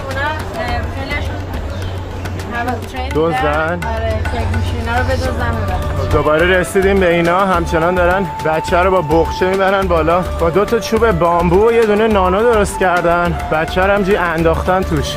Yes, sleep. Hello. Camera. نگاش رو. so cute. و اینی هم که زدن به کلش مدفوع گاوه. مدفوع گاو مالیدن به سرش. برای چی؟ برای تبرک. برای تقدس. برای تقدس. حالا رسیدیم به همین غاری که بهش میگن غار باتو. اسم معبد از اسم این غار اومده. همچنان هم این خانواده با بچه‌شون که به سرش مدفوع گاو زدن دارن رد میشن.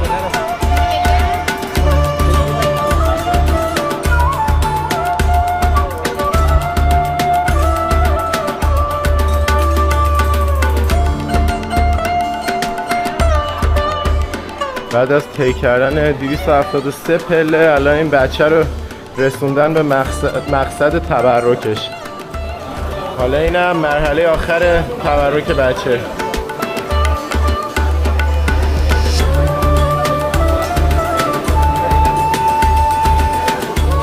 مثل که دیگه جمع کردن بخچه رو. همین آب است که می از این بر بریم. بچه رو آوردن اینجا با این آب حیات پاش رو تمیز کردن. اونم خدای آب حیاتشونه، خدای زندگانیشونه. آب حیات اومدن با چشمونش جواب اومدن. اینا هم چقدر جدی دارن دعا میکنن به این خدای حیاتشون. با مزن اینا. آره حالا میریم سمت معبد بعدی.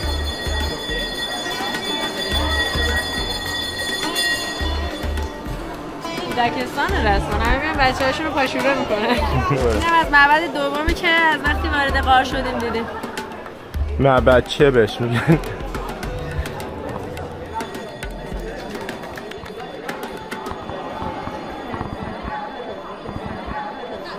یه تغییری که طی این سالها پیش اومده اینه که من اصلا میمون خیلی کم دیدم این بار. در حالی که دفعه پیش که میومدیم همون 12-13 سال پیش اینجا پر میمون بود و میمدن از اصلا میتونستیم غذا براشون بگیریم، موز و اینا بهشون بدیم. و الان ما مثلا چقدر تو خودت میمون دیدی؟ 2-3 تا بیشتر دیدی؟ شاید 7-8 تا پیدا. آره خیلی کم شده. حالا نمیدونم چی کارشون کردن ولی حداقل دیگه کنار آدما خیلی کمتر هستن یا نمیان. دیگه تفاوت خیلی بارزی بود نسبت به قبل.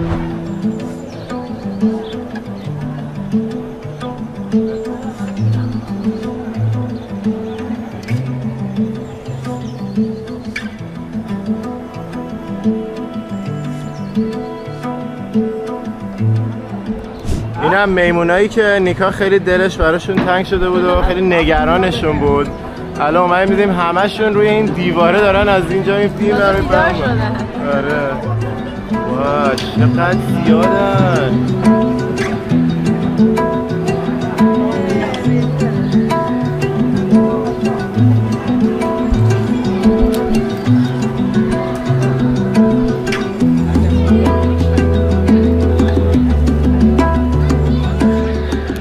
برمیگردیم از این 273 تا پله پایین با چشمانداز قشنگی از شهر.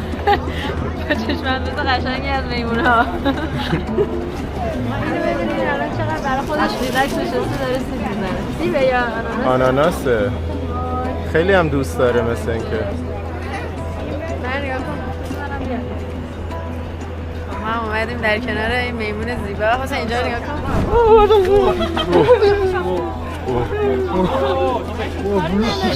شو دهنی شو دندونایی پسر چینیه دیدی چه گریه‌ای کردی؟ نگاه کن الان میاد. هجوم چه بمبوزی میاد. من میترسم یا جدی گاز بگیره. چقدر باله قیافه. اگه یه گاز بگیره پاری میگیریم. آره. امیرالمومنین داره با کفتر بازی میکنه. کفترهای حضرت امام.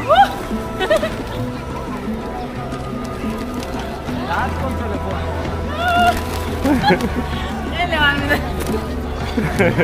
یا دوست ندارن این دونه ها رو. نمیان بشینن.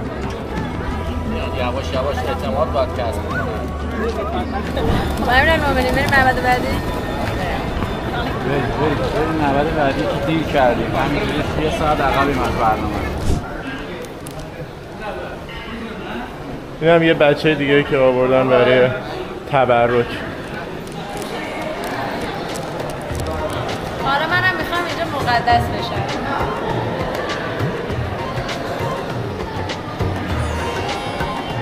حال هندویت که مرا نمیدونم چی میگه سعدی و حافظ. این برای خودش همجوری پاشده اومده تو معبد. نگاه اومد چیزایی که برای خداشون گذاشته بودن رو برداشت پاره کرد. این نارگیل رو به خداشون هدیه کردن اسکول. پس این میموناشون از خداشون دزدی میکنن اینجا. خب بچه خالا 3 تا معنی دارن. خال مشکی برای کسایی که همسرشون فوت کرده، خال یا بیوهن، خال سفید برای مجرداست، خال قرمز هم برای کسایی که ازدواج کردن. و منم رفتم تو این نیشه کردم.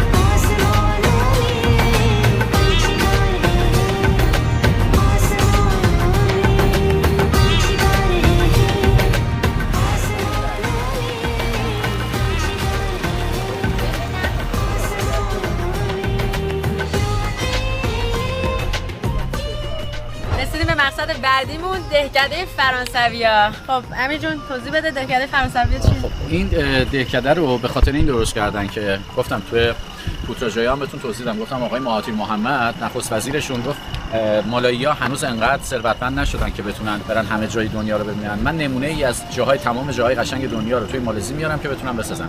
زمانی که جنگ جهانی دوم که میشه که ژاپنی‌ها اومده بودن اینجا رو گرفته بودن، 2 سال مستعمره مالزی بود، آخرین هنگ ژاپنی‌ها رو فرانسوی‌ها شکست میدن و به خاطر یاد بود از اون و تقدیر از اون جنگ که فرانسوی‌ها اینا رو شکست دادن، میان یه روستایی هست توی فرانسه به اسم روستای کولمار که میان اون روستا رو اینجا شبیه سازی میکنن.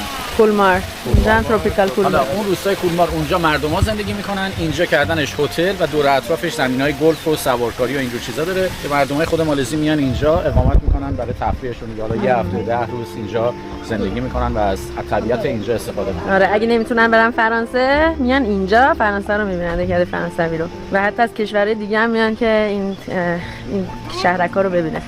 واو خیلی باحاله. بچه خواستن حسال اروپایی و کامل اینجا بیارن ها. آقا واجب شد بریم روستای کولمار اصلی اگه انقدر خوشگله.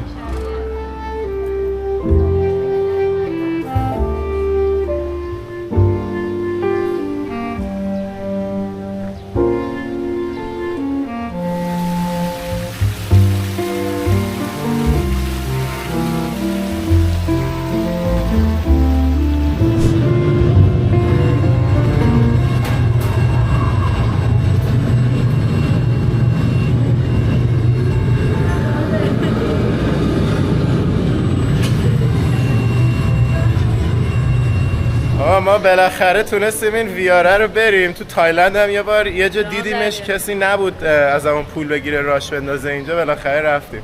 چطور بود تجربه؟ جالب بود. فقط دیگه اینجا هم درد گرفت و چند دور همه چرخید و ما سوار یه ریلی بودیم از یه جای زمستونی و برفی، یک از کوههای برفی داشتیم میرفتیم. خلاصه این ریل هم هی اینجوری پیچ پیچی میشد و ما هم میپیچوند و جالب بود. خیلی بهتر از چیزی بود که قبلا یه جای دیگه انجام داده بود، امتحان کرده بود. و خوبش این بود که قشنگ همه جا رو این ور نگاه می‌کردی همش طبیعت و آره 360 درجه رو میتونستی نگاه کنی ببینی. حالا اومدیم بالای این برج کوچولوی دهکده فرانسوی که این مناظر مالزیایی رو ببینیم.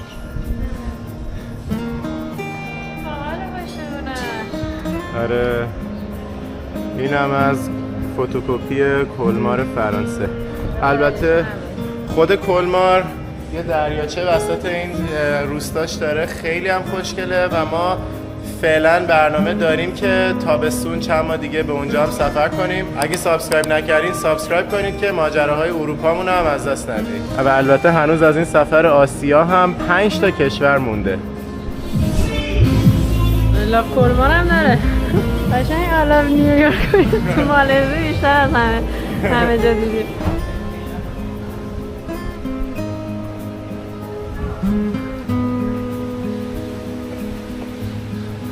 بیاری بود که رفتیم بیاره 360 درجه. بچه آهنگ فرانسوی می‌بینیم برات گذاشتن.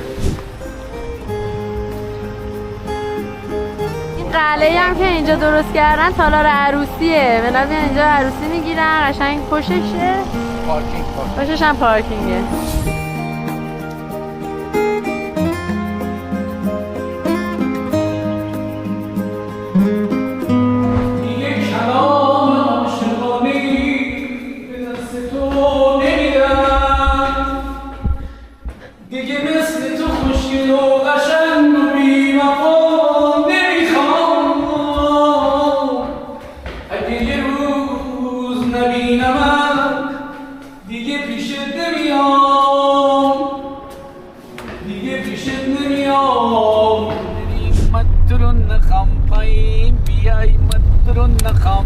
دختر مردم کچلم کرده، امسال از هر سال عاشق‌ترم کرده. تو خودم موندم منو دوست داره یا نه، تو گوشش خوندم یا بگو آره یا نه، یا بگو آره یا نه. آسمونش خالی از درد، همه دل ها با یک رنگ، سادگی راز یه رنگه، عاشق دل ها و یک رنگ، عاشق دل ها و یک رنگ. به دست و پا افتاده بود این دل بی مروت، دیردین میگفت برو بهش بگو دوستش دارم، میگفته بود هرچی میخواد بگه بگه، هرچی میخواد بشه. راز دلم رو گفتم اینو جواب شنفتم، راز دلم رو گفتم اینو جواب شنفتم. حالا اومدیم به گنتینگ هایلند، یکم بیرون کوالالامپوره، حتی توی ایالت دیگه است، ولی آب و هوا فوق العاده است نه اینجا. که من اصلا جکتم آوردم، همینم که جکتشو پوشید فقط حسین آره من گفتم از این بعد این همه چند روز گرما این هوای خنک خیلی میچسبه. بهش گفتم آقا بردار بیار در بذاری تو ماشین نیومد. الان رسیدیم به گنتینگ هایلند. اینجا دقیقاً جاییه که اون زمان که من اینجا زندگی می‌کردم هر کی میومد، چه از ایران چه حالا مهمون از کشور دیگه داشتیم میومدن، توریستا رو می‌بردیم اینجا. خیلی جای قشنگه. اومدیم بالای کوه، تازه کلی مثل تورنتو که مثلا هر کی میاد بعد بهش نیاگارا،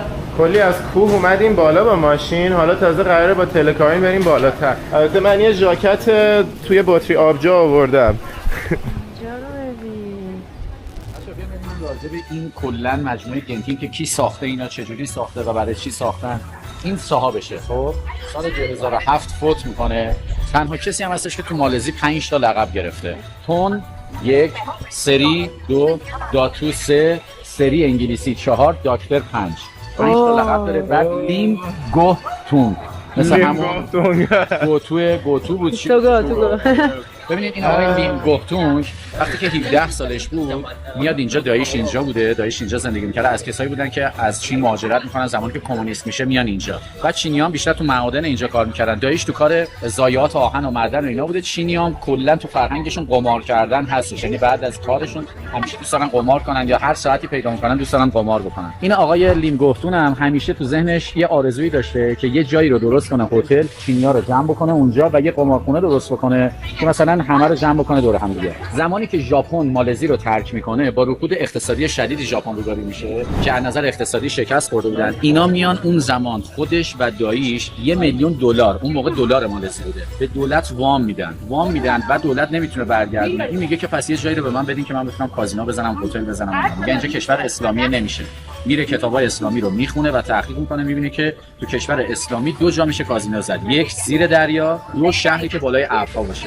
همیشه این قسمت ابر هست و کازینو بالای ابرهاست. بعد میاد نگاه میکنه تو استان پهنگ که اینجا نصفش پهنگ نصفش سلانگوره، میاد میگه که این بالای کوه رو به من بدین من چیز بکنم. همه مسخرهش میکنن، میگن نگاه کن بالای کوه مثلا میخواد چیکار بکنه. میان بهش میدن به هزینه شخصی خودش از اون پایین که اومدین تمام چیزهایی که اون پایین ساختمونا و چیزایی که میبینین مال خود این شخص. میاد کازینو رو میزنه، فرست فود رو میزنه، بزرگترین هتل رو میزنه که میگن انقدر این هتل اتاق داره که اگر خانومی شب اول اونجا وضع هم بکنه هر شب توی اتاق با بچه‌ش بخوابه تو سن 12 سالگی بچه‌ش میتونه از این اتاق از اون هتل بره بیرون. اینقدر تعداد اتاق. کازینو رو میزنه آخرای عمرش که مریض میشه تو سال 2004 اینجا که معبد بهشت و جهنم رو میسازه. چرا؟ چون تو فرهنگشون حالا وقتی برید بهشت و جهنم رو بهتون نشون بدم یه سری قوانینی دارن که مثلا میگن اینا نباید باشه. مثلا کسی که قمار میکنه و کسی که مکان قمار رو درست میکنه جزو گناهکاران. به خاطر اینکه عذاب وجدان نکشه و به خاطر اینکه درس عبرتی باشه برای کسایی که میخوان بیان برن بالا کازینو رو ببینن، این مسیر بهشت و جهنم رو درست میکنه. حالا این پایین میاد یه معبد دیگه هم درست میکنه، 20 تا راهب رو استخدام میکنه که بذاره اینجا که هر روزه دعا کنن برای آمرزش گناهان ایشون و اینکه دعا بکنن که همیشه کازینو برد بکنه. کلک دینیه دیگه، کلک دینی. حالا دونه بدونه این برج رو براتون توضیح میدم که این برج اصلا چی هستش پشت سرمون هست و تمام اون مجسمه ها و ایستگاهایی هم که هست دونه دونه بهتون توضیح میدم. مرسی. بزنید. بزرگترین مجسمه نشسته بودا. اونم خانم تینهوه که ما دیروز رفته بودیم گشت شهری. همون که خدای دریا. خدای دریا، الهه دریا. حالا اومدیم اینجا یه طبقه خیلی بالا از معبد که خیلی سیکرته، فقط آقا امیر بلد بود. خب ببینید دیروز ما تو گشت شهری رفتیم یه معبدی که ازدواجاشون رو ثبت می‌کردن. حالا اینجا هم به یه جور دیگه است که عروس و داماد میان اینجا رمپ 9 طبقه است. عروس و داماد دست همدیگه رو میگیرن، این رمپ رو همینجوری میان بالا، وقتی میرسن بالا همینجوری آرزو میکنن. میگن زمانی که دارن این آرزو رو میکنن این مسیر زندگیشونه که این احتمال داره توی زندگیشون اتفاق بیفته و بعد میان پایین. حالا مثل همون معبدی که دیروز دیدیم یه چراغای روشنی میبینین توی دیوارها هست، داخل هم هست. این هم دقیقا همون مقبره های اون جای خاکسترهای مردگانشونه که میارن میذارن اینجا. این برج هم یکی از برجای مقدسشونه که ما فقط تا دم درش میتونیم بریم، یعنی فقط طبقه اول، طبقه بالا اجازه نداریم بریم. برگشتنی میتونیم بیایم بریم داخل اونجا هم بریم. داره اینجا میگه فرهنگ چینی‌ها رو نشون میده که فقط عشق بازی بودن و اینا. نگاه یکی داره میوه میاره، اینجا میز مثلا بازیشونه، جدول مثلا این دوز بازیه که دوز بازی میکنن، مثلا اونجا رو الان داره تاس میریزه، خدایان دارن نظارت میکنن. خدایان هم دارن نظارت میکنن. اینجا یه سری مجسمه از خدایان بودایی داره. البته خدایان نمیشه گفت چون کلا تو آیین بودایی شخصیتایی که به یه لول خیلی بالایی از معنویت و خلوص رسیده بودن و میان میکنن الهه و بهشون ادای احترام میکنن توی معبدها و حالت پرستششون بیشتر ادای احترامه تا اینکه پرستش باشه. اینا یه سری آدمی بودن که توی افسانه هاشون مثلا به درجه خیلی بالایی از خلوص و معنویت رسیدن و حالا دو تاشو به عنوان مثال میگم. این یکی به خاطر اینکه خیلی به آیین بودایی وفادار بوده، شاه بهش دستور میده که تو برو مانک باش و بعد توی تپه ها، مثلا توی معبدی که بالای تپه ها بوده به عنوان راهب دین بودایی فعالیت میکرده. بعد هی صدای زوزه ببر رو میشنیده. بعد میگه که این ببره رو اگه ما رامش نکنیم میاد آدم میخوره و باید ویژیتریانش کنیم. میگن که این میرفته هر روز غذا میذاشته بیرون معبد برای این ببره و به مرور زمان این ببر رو رام میکنه و ویژیتریانش میکنه. حالا همچین چیزی که اصلا غیر ممکنه، ولی حالا تو افسانه‌هاشو میگن این کارو کرده و به خاطر این بهش میگن خدای رام کردن ببرا. حالا این یکی داستانش در مورد اژدها بوده، میگن این اژدها رو رام کرده. حالا هر کدومشون باز یه داستان جالبی برای خودشون دارن و به خاطر اون کارهای خفنی که کردن جز شخصیت‌های خیلی مهم یا الهه‌های آیین بودایی این ناحیه به حساب میاد. حالا داریم میریم جاده جهنم و بهشت. این چشمه آرزوهاست که هر موقع میرسن اینجا دو مدل آرزو میکنن، یا سکه رو میگیرن دستشون میندازن تو آب، کلپ صدا بده، کلوپ صدا بده، آرزوشون برآورده میشه، یا اینکه هدفگیری میکنن بندازن توی چشمه، آرزوشون 2 برابر میگیره. اینجوری افتاد آرزو برآورده میشه، آرزو کردی حالا اینجوری صدا بده. پس تمومه. ببین چینی‌ها تو بودایی‌ها به تناسخ اعتقاد دارن و اینکه میگن که هر کسی که بعد از مرگش میارنشون اول یه جایی تو عالم برزخ و نامه اعمالشون رو نگاه میکنن و چندین بار اینا 7 مرتبه به تناسخ میرسن. بعد از 7 مرتبه دیگه تکلیفشون مشخص میشه که 7 بار اومدن توی زمین، بعدش یا میرن بهشت یا میرن جهنم. حالا اینجا الان این شخص آوردن نامه اعمالش هم دارن میخونن که ببینن چه کارایی کرده چه کاری نکرده که از اینجا بعد بفرستنش به اون گناهایی که اینا باور دارن کسایی که چیز میکنن، مؤاخذه میکنن. این شخص کسیه که برای کسایی که با زبون دیگران رو آزار میدن، با زخم زبونشون دیگران رو مورد مؤاخذه قرار میدن و ناراحت میکنن، این کسیه که میاد نامه اعمال اونا رو میگیره. این خداییه که بخشنده است و بهشون چیز میده، مکان میده توی بهشت. این همون شخصیه که کیسش بود اونجا توی تینهو دیدیم، توبره هر سال یک بار میاد پایین برای ازدواج. خدای ازدواج. حالا یه سری از آدما هستن که بعد از تناسخ وقتی که به هیچ نمیرسن و تو زندگیشون تغییری نمیکنن تا ابدالله توی برزخ به این شکل‌های حیوونا در میان که فقط توی برزخ خدمت بکنن که این آدما رو چیز کنن. اولین کسایی که مورد مؤاخذه قرار میگیرن معلمی که درس اشتباه بده، تعلیم اشتباه بده، مردم رو گمراه بکنه، میان اینجا و نامه اعمالش رو دارن نگاه میکنن. این که تو تمام ادیان معمولا هستش، میگن طرف گناه کرده قبول نکرده، اومدن بهش گفتن که آقا فیلمش رو یا عکسش رو بهش نشون دادن، گفتن اینجا داشتی تو دوران جوونیت خفتگیری می‌کردی، اینم فیلمشه، به خودش نشون میدن که چه گناهی مرتکب شده. آدمای نزول خور، کسایی که نزول میخورن اینجا میارن مؤاخذه‌شون میکنن. اینم یه مدلی از عذابه که توی مواد مذاب هستن و اینا هم همه بیرون نشستن و اینکه منتظر عذاب. ببینید این اشخاص ببینید یا گاو میشن یا اسب میشن، قیافه‌هاشون تغییر پیدا. بودا اینجا یه بخشی از توی مسیر جهنم یا دوزخی که دارن، تو اون عالم برزخی که دارن، نشسته درب فرعی بهشته. کسایی که بپذیرن اشتباه کردن یا مستقیما میرن مرحله دهم برای تناسخ، یا اینکه مستقیما از همینجا توسط بودا بخشیده میشن و وارد بهشت میشن. اگرم نپذیرن و گناهانشون انقدر سنگین باشه، ادامهش میرن اینور. کلا تو آیین بودایی، تو اصل آیین بودایی هیچ وقت نه راجع به بهشت و جهنم صحبت شده، نه راجع به پرستش خدایان صحبت شده. کلا تمرکز اصلی روی خلوص شخصی و رسیدن به معنویت بوده، ولی همیشه بودا رفته با آیین‌های محلی تلفیق شده و به خاطر همین انقدر ورژن‌های مختلف از آیین بودایی میشه پیدا کرد. راجع به این قضیه تو ولاگ هنگ کنگ بیشتر صحبت کردیم، اگه ندیدین پیشنهاد می‌کنم ببینین. حالا این یکی از ورژن‌های آیین بودایی است که اینجا داریم با بهشت و جهنمش می‌بینیم. کسایی که مکان حرام رو یعنی قمار رو درست می‌کنن، یا قمار بازی می‌کنن یا مکان قمار درست می‌کنن. حالا یه بحثی هم که هستش اینه که ببینید تمام اینایی که اینجا شما می‌بینید، خود بودا هم هیچ وقت ادعا نکرده که من پیامبرم. میگه من آمدم که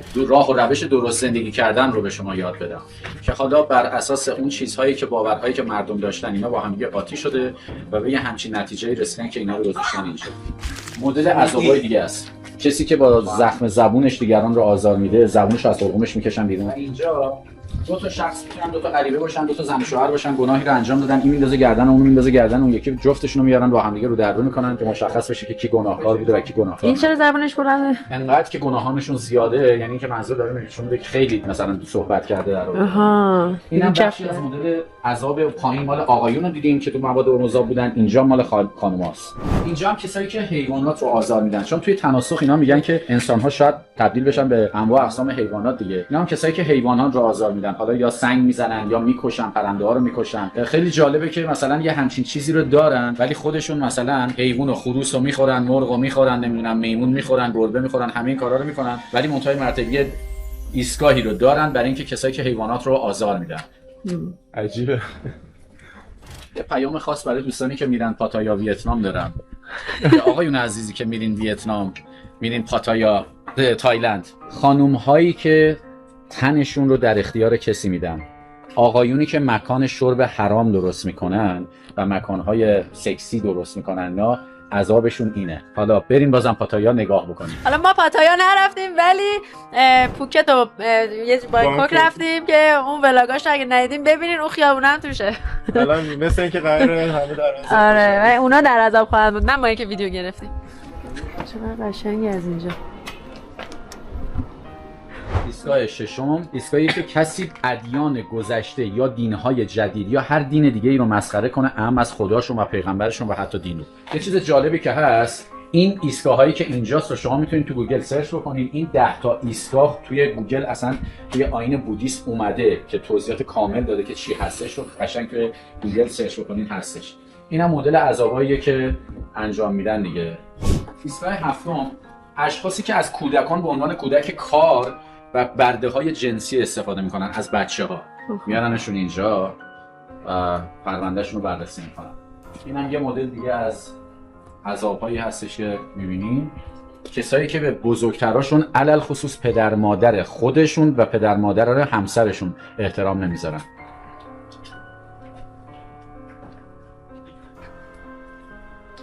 توی اولین مرحله یه دونه فرشته رو بهتون نشون دادم دیگه.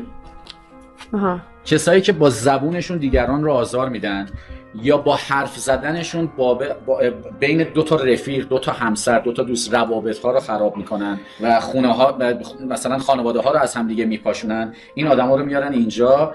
و خیلی جالبه که این فرشته خودش یه بار اون پایین اومده و توی محاکمه هاشون این آخرین شخصی هستش. چقدر مثلا این براشون مهمه که با زبون دیگران رو مثلا آزار ندن. اینجا هم اشخاص منتظرن که اینا رو ببرن در نهایت بندازن توی اونجا.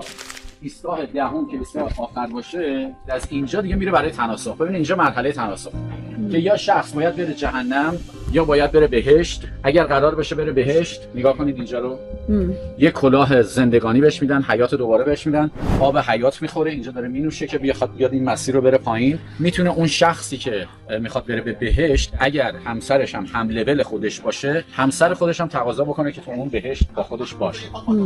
حالا از اینجا بعد میریم که اون مرحله تناسخ هم ببینیم، چون اینجا میرن به دروازه تناسخ میرسن. اینم سگ شاکی. تنها اشخاصی که مؤاخذه نمیشن فقط نوجوانان و کودکان هستن. ها رو به هر دلیلی یا مردن یا تصادف کردن یا بر اثر بیماری، هر چی که هست، مستقیما دوباره برمیگردن به تناسخ، یعنی دوباره انسان میشن. این 7 مرحله تناسخه. میگه نگران این نباش که اگر یه زمانی تو فقیر بودی یا فرماندار بودی یا نمیدونم از قشر نیم طبقه بودی، شاید یه زمانی از خانواده پادشاهان بشی، از خانواده بزرگان بشی، حالا یه زمانی هم شاید آبزی بشی، یه زمانی هم شاید مثلا از پروانه ها و حیوانات وحشی ها. همه اینا که تموم شد، نگاه بکنید جسمو دارن تحویل میدن، تبدیل میشن به روح و وارد بهشت میشن. اینجا هم ورودی بهشته.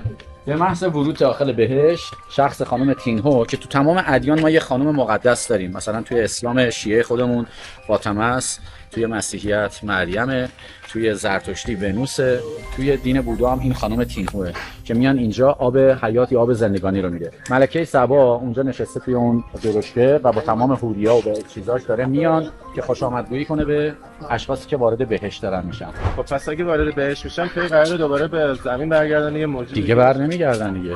تناسخ زمانیه که 7 مرحله رو انجام نداده باشن، 7 بار که تبدیل شده باشن، دیگه آخر سر مشخص میشه که این آدم کلا باید تو جهنم زندگی بکنه یا کلا بیاد تو بهشت زندگی بکنه.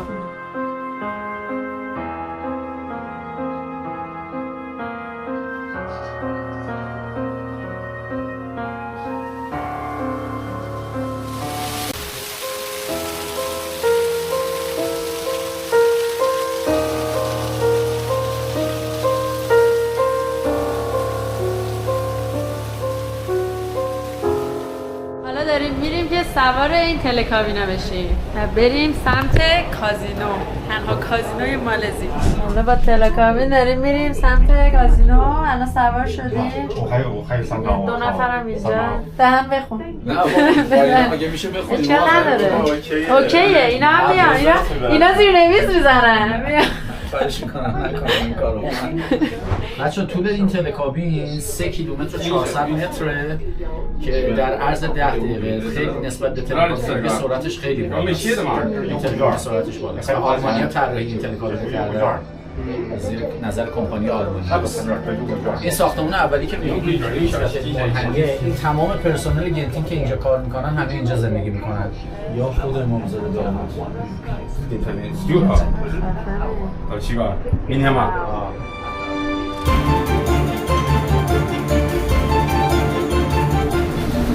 نگاه کنین اینجا شهربازیشه. این بالای تپه قشنگ برای خودشون شهربازی هم زدن. اینجا قبلا خیلی کوچولو بود. من هر وقت میادم گنتینگ هایلند شهربازیشو میرفتیم ولی مثل که اونو زدن بستن، مثلا یه دونه بزرگ ساختن. خیلی بزرگه. اونم فرست فود همونی که گفتم اگه یه خانمی باردار باشه سن 12 سالگی بچه با بچه‌ش میاد بیرون تعداد اتاق‌های منتظر خیلی اتاق هر چی بازی میکنن بالای 10,000 تا که بازی میکنن 2 روز اتاق فری دارن. بله. به خاطر اینکه تشویق کنن بمونن هی بازی کنن ببازن. چقدر عالی. این تلکابینه مستقیم ما رو آورد توی دونه مالش هم خیلی قشنگه. اصلا نسبت اون 12 سال پیش اصلا این همه LED اصلا اینجا نبود. تکنولوژی چقدر پیشرفت کرده این قسمت گنتینگ هایلند.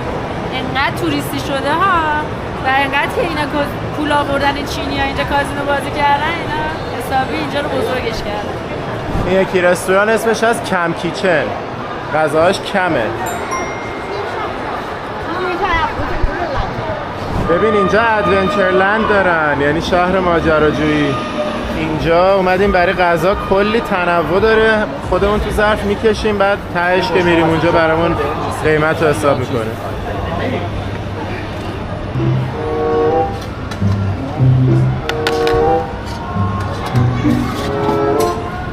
شیرینه داری همینجوری میریزی روشا. این شیرینه؟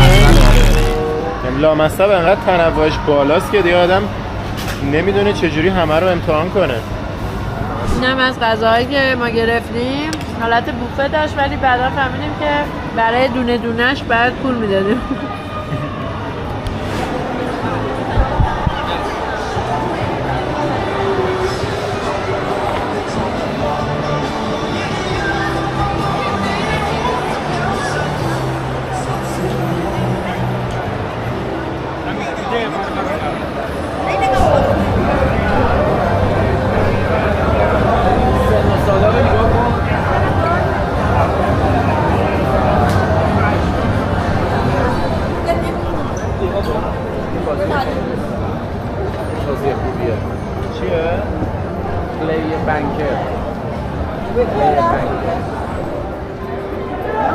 شما اصلا آمریکا پر کازینو. آره بابا ما کازینو ندیده نیستیم. اینجا ورودی کازینوشه دیگه. از اینجا وارد شدیم و حالا داریم میریم سمت خارج میشیم بریم سمت یکم دیگه اینجا رو بگردیم، سمت شهر بازی بیرونش رو ببینیم و بعد بریم سمت معبد دوباره.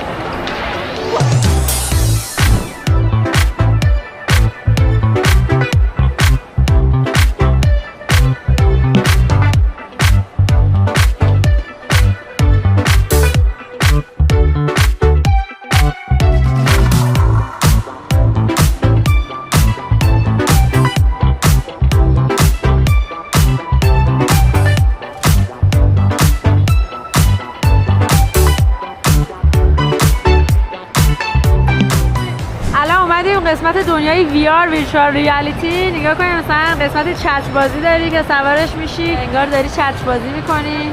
اینم قسمت ربات VR که دوباره اینم از ایناست که میچرخونت تو وارد شهر بازی انگار شدی. حالا نمیدونم چه بازی باش میکنم. چقدر خفن. وای چه بازیایی.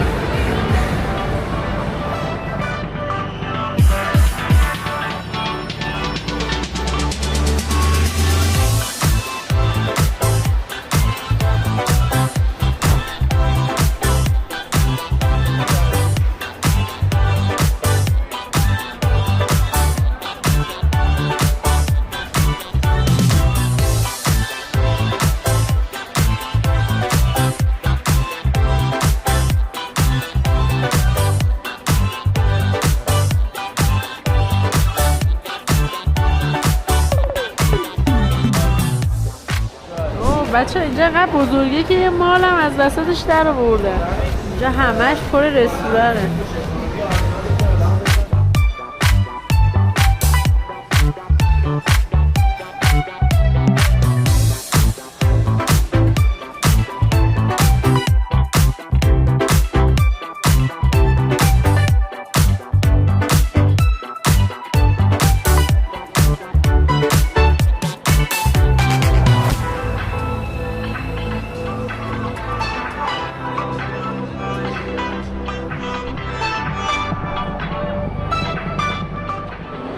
اینجا بلیط فروشی این شهر بازی اسکای ورلد که نوشته بود 113 تاست که میشه تقریبا 5 میشه $25 تا $24. حالا اومدیم شهر بازی گنتینگ. ببینین چه شهر بازی ساختن. از ساعت 11 صبح تا ساعت 6 بعد از ظهر بلیط جدا داره برای شهر بازی. 6 بعد از ظهر تعطیل میشه ولی قسمت واکینگ ایریاش که اینجا هستش، رستوران‌ها و اینا هستش، همچنان بازه و ساعت 6 بعد مجانی میشه برای عموم. اینجا قسمت پیاده رویشه و شهر بازیش هم بسته شده.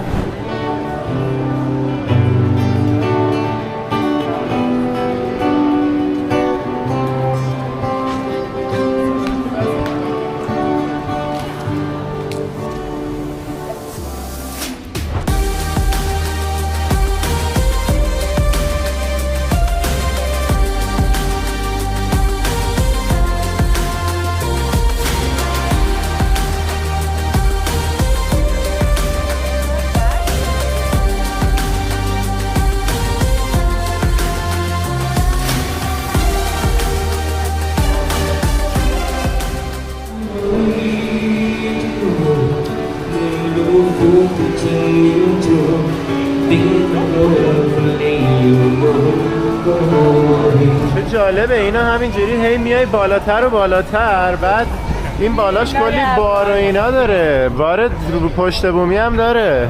کاش وقتی هوا صاف بود اومده بودیم پس. حیف شد که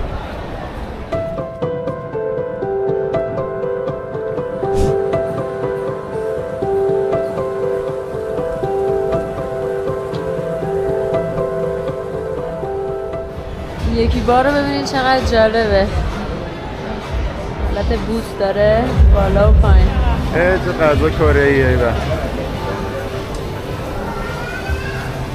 هم هاتبات داره هم بیشی. آره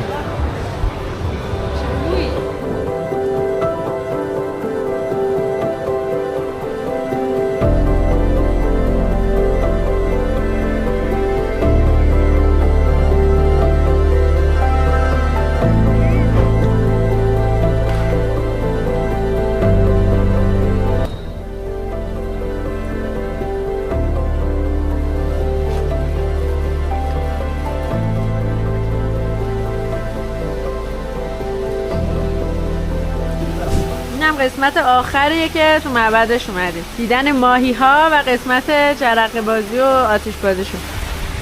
ببینید یه سری چیزا از فرهنگ چینی‌ها اومده تو فرهنگ ما توی شب سال نومون ماهی قرمز میذاریم توی سر سفره‌مون. این همون ماهی قرمزاست که ژاپنی‌ها و چینی‌ها اینا رو مقدس میدونن.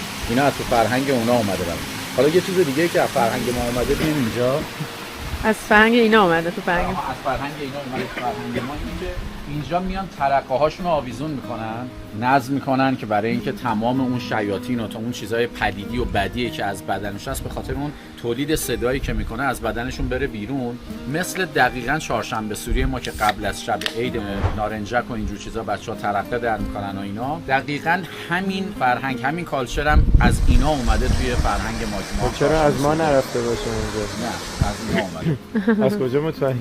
حالا شاید از اون ور اومده باشه یا از این ور اومده باشه، ولی بیشتر از اینا از سمت اینا اومده. ما یه سری از فرهنگ‌ها با هم دیگه قاطی شده. بعد اینجا هم این جایی که می‌بینین اودای کوچیک رو دیدین که تو اون ظرفا میذاشتن، اینجا یه اودایی درست میکنن به این اندازه، به این قطر، اینا رو میذارن اینجا و میسوزوننش. نه خیلی گرونتر هم هستش از جای معلومه.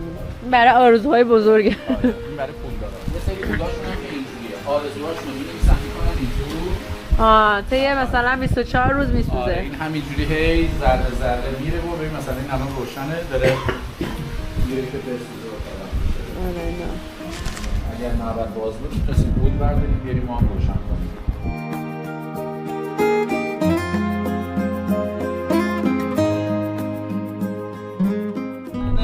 Haydi söyle onu nasıl sevdiğimi, haydi söyle rüyalarda gördüğümü, haydi söyle uykusuz gecelerimi, haydi söyle. من عاشق تو هستم، من تو رو میپرستم، یه عمر عاشقانه به انتظار نشستم. تو ماه آسمونی، فرشته زمینی، برای قلب خستم پناه آخرینی. بی تو گل نمیشه، دین دین دین دین دین دین دین دین، دردم دوا نمیشه، نه نه نه نه نه نه نه نه. دلم تا دنیا دنیاست از تو جدا نمیشه.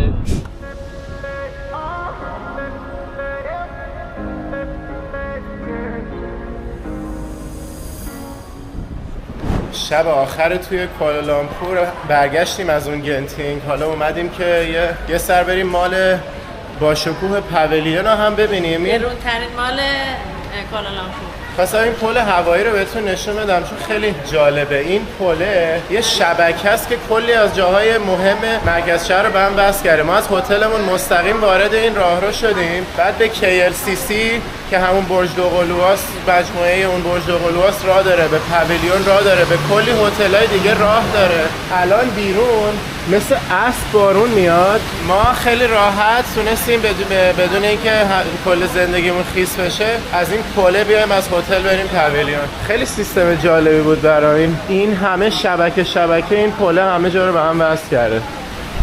نگاه اینجا بارونه مشخص، ولی الان خیلی کم شده. اون موقع داشت شور میریخت.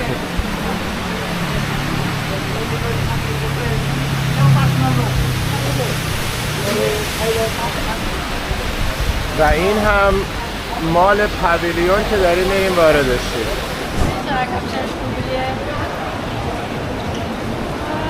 پر درختش رو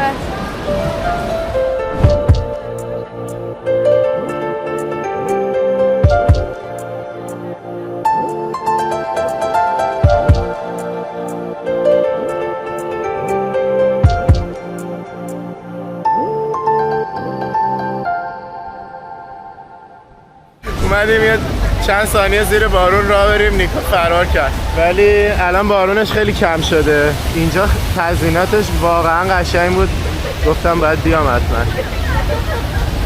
اینا ببینی، من میدونستم نیکا سوسول مسول نیست، آخرش اومد.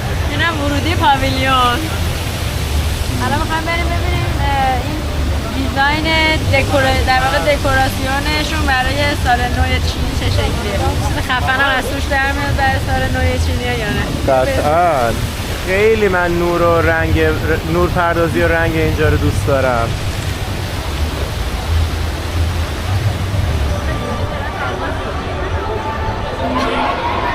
اینجا جشن سال نو چینی گرفتن. با خیلی قشنگه تزییناتش. اینجا همیشه هر سال، حتی همون زمانی هم که من اینجا زندگی می‌کردم، هر سال اینجا خیلی خفن دکوراسیون می‌کردن. کلاً همه مالاشون رو برای سال نو چینی خیلی قشنگ دکوراسیون می‌کنن، ولی این مال چون خیلی گرونه دکوراسیونش هم همچین مشتیه. واه خیلی قشنگه. کرک و پرم ریخ. حالا بریم پایین.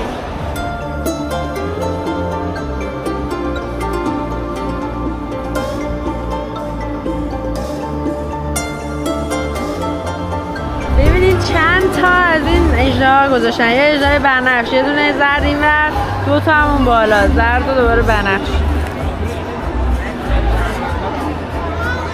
اونجا هم اجرای رقص داره.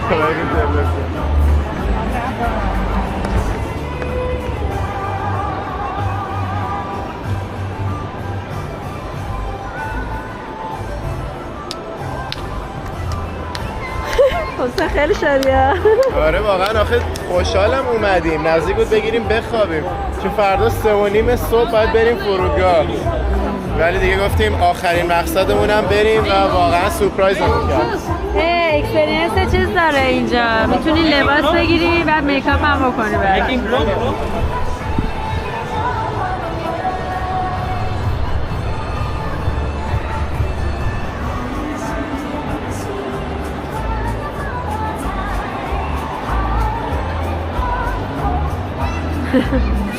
مثلا میکروفون رو بگی دستت مثلا تو داری زنونه میخونی او بیا اینجا، از اینجا در قسمت شکوفه داره، ویشینگ تریه اینجا، میتونی یه آرزوهاتو بکنی و وصلش کنی به این درخته، مثلا آرزوی ملت رو بخونی.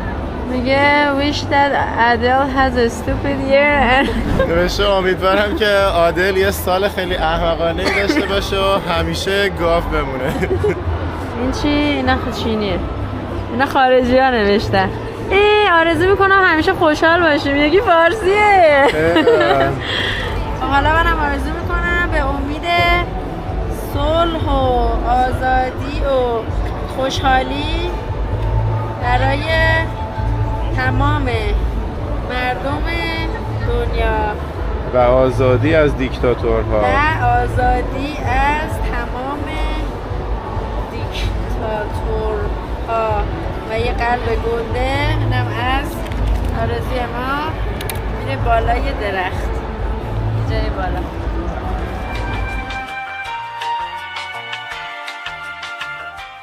سفر کوالالامپور امارزیمون تموم شد دیگه. با امیرجون که تولیدار خوبمون بودم خدافظی کردیم، اومدیم نشستیم اینجا صبحونه‌مون رو پلان بخوریم و بریم سمت کشور بعدی، کشور برونی. قبلش هم خواستیم که یه سری نکات رو بهتون بگیم. حقیقت اینه که واقعا مدت زمانی که ما برای مالزی گذاشتیم خیلی کم بود، یعنی یکم بی‌انصافی کردیم در حق مالزی، ولی خب ما به خاطر اینکه زمانی که برای سفر داشتیم محدود بود و دیگه باید حتما بعد 9 هفته برمیگشتیم دیگه. بین تایلند و ویتنام و مالزی و اندونزی و فیلیپین یکی از این 5 تا رو باید حتما فدا می‌کردیم و کمتر از حد لازم توش می‌موندیم. با توجه به اینکه نیکا قبلا هم اینجا زندگی کرده و خیلی مفصل سفر کرده و منم اون 4 تای دیگر رو شخصا ترجیح میدادم، دیگه تصمیم گرفتیم مالزی رو کوتاه‌تر کنیم. ولی حسابی راجع بهش تحقیق کرده بودم قبل سفر و خیلی جاهای باحال و خفنی داره. خواستم بهتون بگم که اگه ما بیشتر وقت داشتیم کجاها رو می‌رفتیم و که شما بتونید تو برنامه‌ریزیتون در نظر داشته باشیم. اول از همه این مالاکا که 2 ساعتی کوالالامپور هست، اگه ما یه روز بیشتر داشتیم اینجا قطعا میرفتیم مالاکا، به خاطر اینکه اولین جاییه که اصلا امپراتوری مالزی، سلطانی مالزی اصلا از اونجا شروع شده، با اینکه سلطان محمد و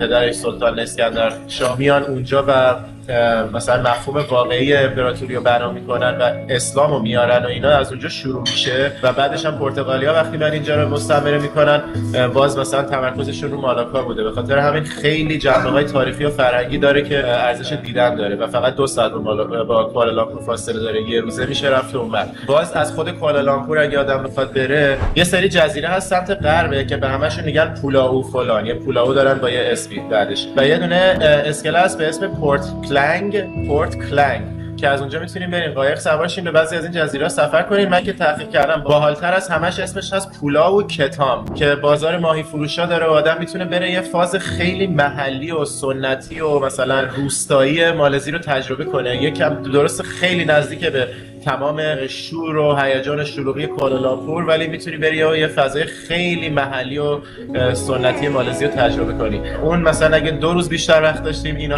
رفتیم. البته خب لنکاوی، جزیره لنکاوی هم خیلی قشنگه، یعنی من خودم حالا حداقل ترجیح بود که لنکاوی رو برم. البته خب اونجا هم باز یه جایی که دیگه توریستی شده، حالا باز میتونید خودتون چک کنین بر اساس عکس‌ها و ویدیوها ببینید کدوم بیشتر ترجیح بدید. ولی لنکاوی یا پننگ که در نزدیک آبه، اونها هم شهرهایی هستن که آدم وقت می‌کنه خیلی خوبه و جزیره پننگ جایی هستن که خیلی خوبه اگه وقت کنید ببینید. لنکاوی که خیلی جزیره معروفیه و حداقل 2-3 روز هم وقت لازم داره، ولی جزیره‌های کوچیک‌تر هم هست که خیلی زیبان و در حد جزایر فوق‌العاده اندونزی و فیلیپین حتی شاید زیبایی داشته باشن.